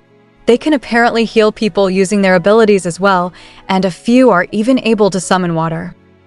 Ooh, that's amazing, Leafy said with wonder. If you like the Simeon doctrine, why don't you get baptized as well, Miss Leafy? Elaine suggested. Are you suggesting that I become an acolyte? Leafy asked. Being baptized doesn't make you an acolyte. You simply become a believer, Elaine clarified, then paused. Seeing her hesitation, Leafy asked, what is it? Acolytes must go through exams and specific preparations. And also, His Majesty's mother was an acolyte of Simeon, Elaine said quietly. Leafy was surprised and thought, I knew that Priscillian's mother died when he was young, but I'd never heard that she was an acolyte. She asked, does getting married make you forfeit your status at the temple? Elaine hesitated. Not exactly, Leafy whispered. I am His Highness's guardian, you know. If he ever asks about his grandmother, I don't know what to tell him. In that case, Elaine lowered her voice. This is something only a few people are aware of, but she used to be an acolyte, but she was erased from the temple records. The Simian order was incensed to hear that she had run away and had a child with the late emperor out of wedlock. So, they had her name removed and ordered her name to never be mentioned. As you know, the marriage of a member of the imperial family is sacred, and the late emperor had an inappropriate relationship with an acolyte. Leafy frowned, thinking, it's all starting to make sense. The reason why Priscillian and his mother were confined to one of the outer palaces, and why Priscillian never had any sweets as a child. The Empire's religious order was angry at her very existence. At that moment, an acolyte entered and said, "His Highness's baptism has been completed. I will lead you to the next location." Leafy thought, I wonder if Priscillian's mother used to live her life like this acolyte. I don't know all the details yet, but I feel like there's a darker truth to all of this. At the next location, Leafy asked a wish. The acolyte explained, yes, making a wish is like sending your heart's desire to Simeon. The wishes are regularly sent to the holy place of Shikchina, and sometimes you receive a reply. The reason the First Continental War during Ehart Vai's reign came to an end was all thanks to a reply he received from the Guardian Dragon. I see, Leafy said softly. The acolyte continued, face east toward the first ray of sun that rises on the continent. This was the reply sent to the Emperor in response to his wish to find out how to stop the war. It allowed him and his army to intercept a surprise attack from the enemy and led to a decisive victory. Priscillian asked, no one else will read my wish, will they? That's right, Your Highness, the acolyte replied. Once the wish is put in the box, it will be lowered into Lake Shekinah. The ink will fade first before the paper also dissolves. Priscillian began writing. Watching him, Leafy thought, I thought he wouldn't care, but he's putting a lot of thought into his wish. He glared at her and covered what he was writing. Is he telling me not to peek? How cute, Leafy thought. In that case, I'll have to put thought into mine too. She wrote, please let the wish of the person next to me come true. Smiling proudly, she said, my penmanship is immaculate. Priscillian glanced toward her paper. Quickly, Leafy covered it and said with a little huff, why are you looking at mine when you won't let me see yours, Your Highness? What? I didn't look at it on purpose. It was just out in the open, he said. Do you really need to act like a disloyal subject right now? What did I do? Leafy asked innocently. Later, as they stepped together, Priscillian whispered, I wish for everything to go back to the way it was. Surprised, Leafy said, are you telling me this because you saw my wish? I'm so moved. Ahem. Stop making a fuss, he muttered. The next stop of their temple tour was the central pond, considered sacred and accessible only through a single passageway. The acolyte turned to Priscillian and said, the sacred pond can only be entered by 2 people at a time. Is there someone you would like to go with? I will go with Leafy, Priscillian said. Pardon, Leafy exclaimed. I'm choosing you, he said firmly. Pardon, she repeated, stunned. What does he think I am? Some kind of Pokemon monster, Leafy thought. I thought he'd pick Millard. Hold on. Maybe this means he feels more comfortable around me now. The legend says that the pond reflects your true nature, which is why it is also called the Pond of Truth, the acolyte explained. Leafy froze. The acolyte continued, it also answers questions at times. And if a water droplet falls, it means yes. It shows your true nature and answers questions. Leafy's mind spiraled. Wait, is he taking me in there to test me? Is he trying to check whether my fortune-telling powers are real? I thought we were getting along. Where is this coming from? They reached the door and Leafy was sweating nervously. The Pond of Truth lies beyond this door, the acolyte said. Excuse me, Leafy asked quickly. Do we have to go in with you? Pardon. Well, we were going to tell you more about the pond and instruct you how to ask questions, the acolyte replied. Could we hear those instructions out here and go just the 2 of us? Leafy suggested. Pardon, the acolyte blinked.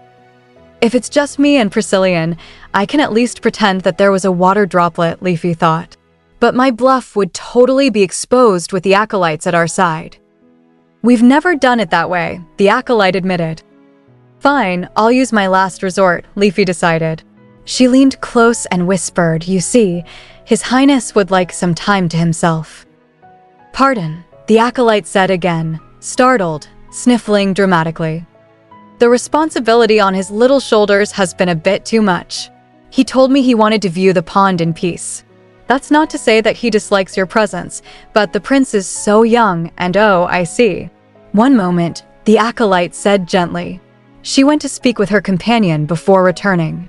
"Please take your time to view the pond in peace, Your Highness." "Perfect," Leafy smirked inwardly. Leafy and Priscillian entered together. "I knew you'd manage something," Priscillian sighed. "Pardon? Hold on. Did you choose me knowing that I would ask for us to be alone?" Leafy asked. "That's right," he answered. "So, you really do trust me," she exclaimed. "You always make such a fuss. I knew you'd be able to convince them," he said. So he trusts in my ability to make a fuss, Leafy thought. "Are there actual records of supernatural things happening here?" she asked curiously. Priscillian knelt beside the pond and said, "The stories all sound like myths, but there's no harm in checking." He peered into the water, but it only showed the reflection of his current little body.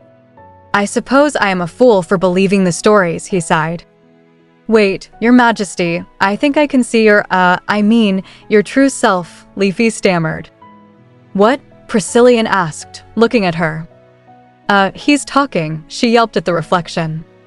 "Are you making fun of me?" he asked sharply. "No," she gasped. Suddenly, a memory flashed in her mind, the moment when Priscillian, feverish and weak, had called her name while holding her hand, their fingers entwined. Flustered, Leafy thought, that face is definitely the one from back then. I'd nearly forgotten. Priscillian kept staring at the water. What do you see?" he asked. "I see a very handsome face," she answered quickly. He looked at her silently.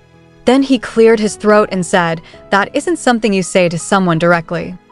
"But it's a fact, just like how grass is green," Leafy replied. "Enough. Why are you the only one who sees it?" Priscillian asked. "Could it be because you don't believe in Simeon?" Leafy suggested. "And you do," he shot back. She twitched nervously. Earlier, when they had entered the temple, she had said, "This place is huge. Power really is shown best through property." Now Priscillian reached out his hand to touch the pond water. "Huh," Leafy exclaimed. "What is it now?" he asked. "Your handsome face disappeared," she said in surprise. "You just have to quickly lift the curse then," he muttered. "Never mind. I think I prefer you as a cute little boy," she teased. "Forget it," he sighed, rising to his feet. Then they came to the fountain. "I'll return to normal within a week," Priscillian declared, but no droplet fell. "I'll return to normal within a fortnight," he tried again, still silence. "I'll return to normal within a month," he said. No response. Within 2 months, 3 months, he shouted in frustration and kicked the fountain. "Your Majesty," Leafy gasped, grabbing him. "I'm the fool for choosing this thing," he seethed. "It must not be working anymore because it's so old," Leafy said quickly. "You try it," he demanded. "Pardon?" I don't have any questions," she said nervously. "Even famous philosophers do not know why life is the way it is. So how could a mere plebeian like me possibly question life?" "Do it," he said, glaring. "Yes, sire," Leafy said at once. She sat beside the fountain nervously while he stood, still seething. "I will be able to become the richest person on the continent. I will be rich without having to work. Riches will fall into my lap," she said with forced cheer. But nothing happened. "I guess it really is too old." "It doesn't work anymore," Leafy said quickly. "Is that really all you have to ask?" Priscillian asked coldly. "It's not like Simeon has nothing better to do. So there's no way he could answer all our questions," she said quickly. "Expecting an answer is blasphemous in my opinion." "Hey, we're done here. Let's go," he said, turning away. "All right," Leafy said, watching him step ahead. She leaned close to the fountain and whispered, "Will I be able to lift Priscillian's curse? I'm not going to get killed for failing to help him, will I? His Majesty is really cute, but he gets really scary sometimes when he threatens to kill me. These days, he snuggles up to me a little, and I know he'll have to turn back to normal eventually. But isn't he cute as a little boy? He isn't as terrible a person as people make him out to be. I know I won't be getting an answer, but it's nice to speak my mind. I hope his curse is lifted soon. What are you doing back there? Priscillian called. I'll be there in a second, Leafy said, rising quickly. You're too slow, he complained. She chuckled nervously. Suddenly, she heard the sound of a drop falling. She looked back. What is it? Priscillian asked. Did you hear something? Leafy asked. Hear what? He said flatly. Never mind. I must have misheard, Leafy said quickly. Since there's a pond and a lot of trees, it must have been a dewdrop, she thought as she followed him. The news that Prince Perry went to the temple to get baptized spread quickly. The maids whispered to one another. He didn't want a formal celebration. How humble of him. The future of the empire looks bright. Everyone seemed to be impressed with the prince for not insisting on a fancy celebration. And the story about him making it rain made the rounds once more.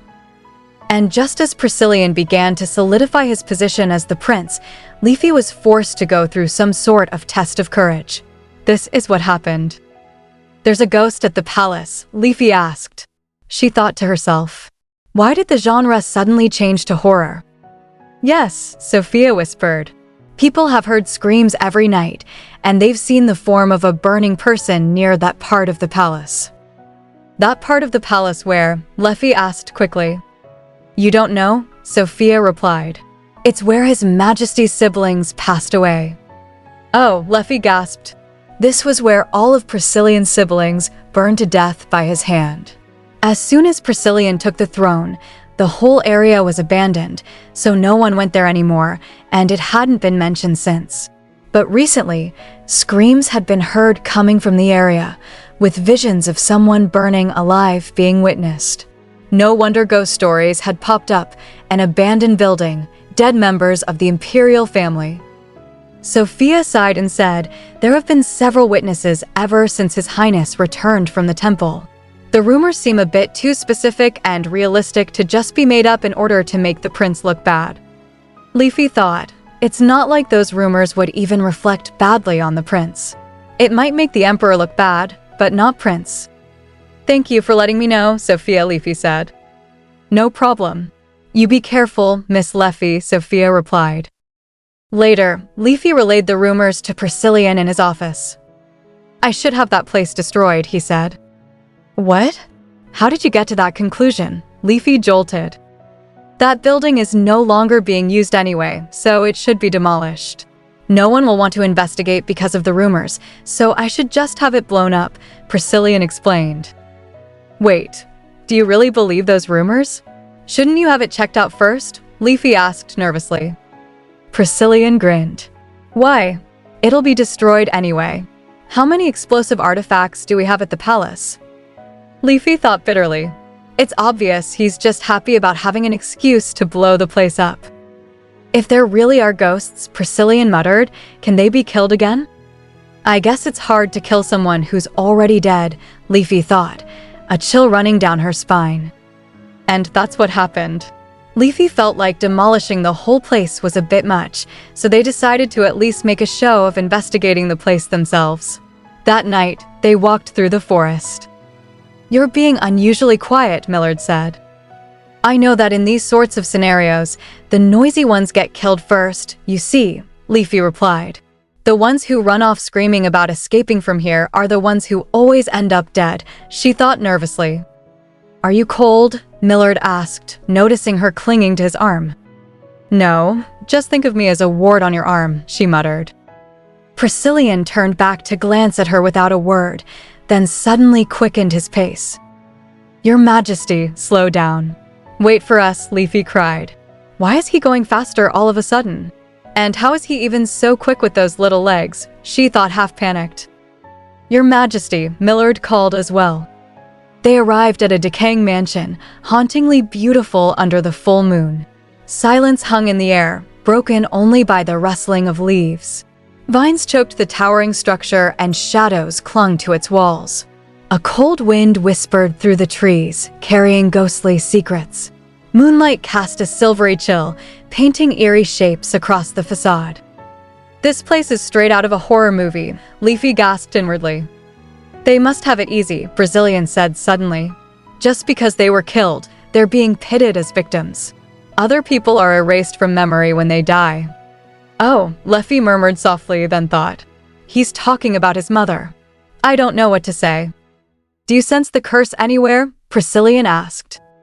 "Well, it is pretty creepy here," Leafy answered uncertainly. Suddenly, a sound echoed. Millard's hand went to his sword. "I can sense someone," he said tensely. "Eek," Leafy squeaked. "There really is something here," Priscillian said calmly. "There. A fire," Leafy cried, pointing. "So the stories were true," Brazilian muttered. Then he ordered, "Go and capture it." "Yes, sire," Millard shouted, dashing forward. "Pardon?" Leafy cried. "How do you capture a ghost?" she thought frantically as Priscillian strode forward. Leafy panicked. "Sire, please wait for me." "Sire, identify yourself," Millard shouted, raising his sword. He slashed through the glowing flame, but nothing happened. The fire continued blazing and began floating toward Priscillian and Leafy. "What?" Millard said in disbelief. The fire grew taller, reshaping into the form of a human. Leafy cried out. "Sire," Millard yelled, slashing again, but it had no effect. The fire only grew larger and advanced closer. "Your Majesty, watch out," Leafy screamed. Suddenly, Priscillian shoved her back. She hit the ground hard. When she looked up, fire engulfed Priscillian. "No," she screamed. From within the flames, Priscillian's voice came. "Quiet down," shocked. Leafy saw the fiery figure clinging to Priscillian's back. "Stop making such a fuss about nothing," he said coldly. "Your back is on fire," Leafy pointed, horrified. Priscillian looked at it with confusion as the fiery shape gripped his shoulders. "What is this?" he asked, tapping it. "Sire, you'll burn your hand." "Isn't it hot?" Millard cried in alarm. "Not at all. Get this thing off of me," Priscillian ordered. "If it isn't hot, why don't you just take it with you? It will make your baby angel image more mysterious," Leafy suggested nervously. "I said, get it off," Priscillian snapped. Effects like that usually cost money in online games," Leafy thought with a pout. Millard reached for it, but yanked his hand back, singed. "It seems like you're the only one who can touch the fire, sire," he said. "Oh no, are you all right?" Leafy exclaimed. "Here, I have some fake holy water with me. I was going to use it on the ghost. Cool down your hand with this." "Thank you, Mill," Priscillian said quickly. Before she could hand it over, the fire moved beside her. Leafy screamed. "Lee," Priscillian called, but instead of burning her, the fire shrank into a small flame hovering in the air. "Huh," Leafy said, frozen in place. "Are you all right?" Priscillian asked. "I am. It's floating away on the wind," she said quietly. "That area," Priscillian muttered, watching it drift. "Is there something over there?" Leafy asked. "The sacred heart tree is in that direction," he answered. "A sacred tree?" Leffy repeated. "Yes," Priscillian said. "Whatever it is, it's not a good sign. We must go back." Behind every video are sleepless nights and countless hopes. Your one subscribe isn't just support, it's a heartbeat that keeps our dream alive. Please subscribe. Your one click can change everything.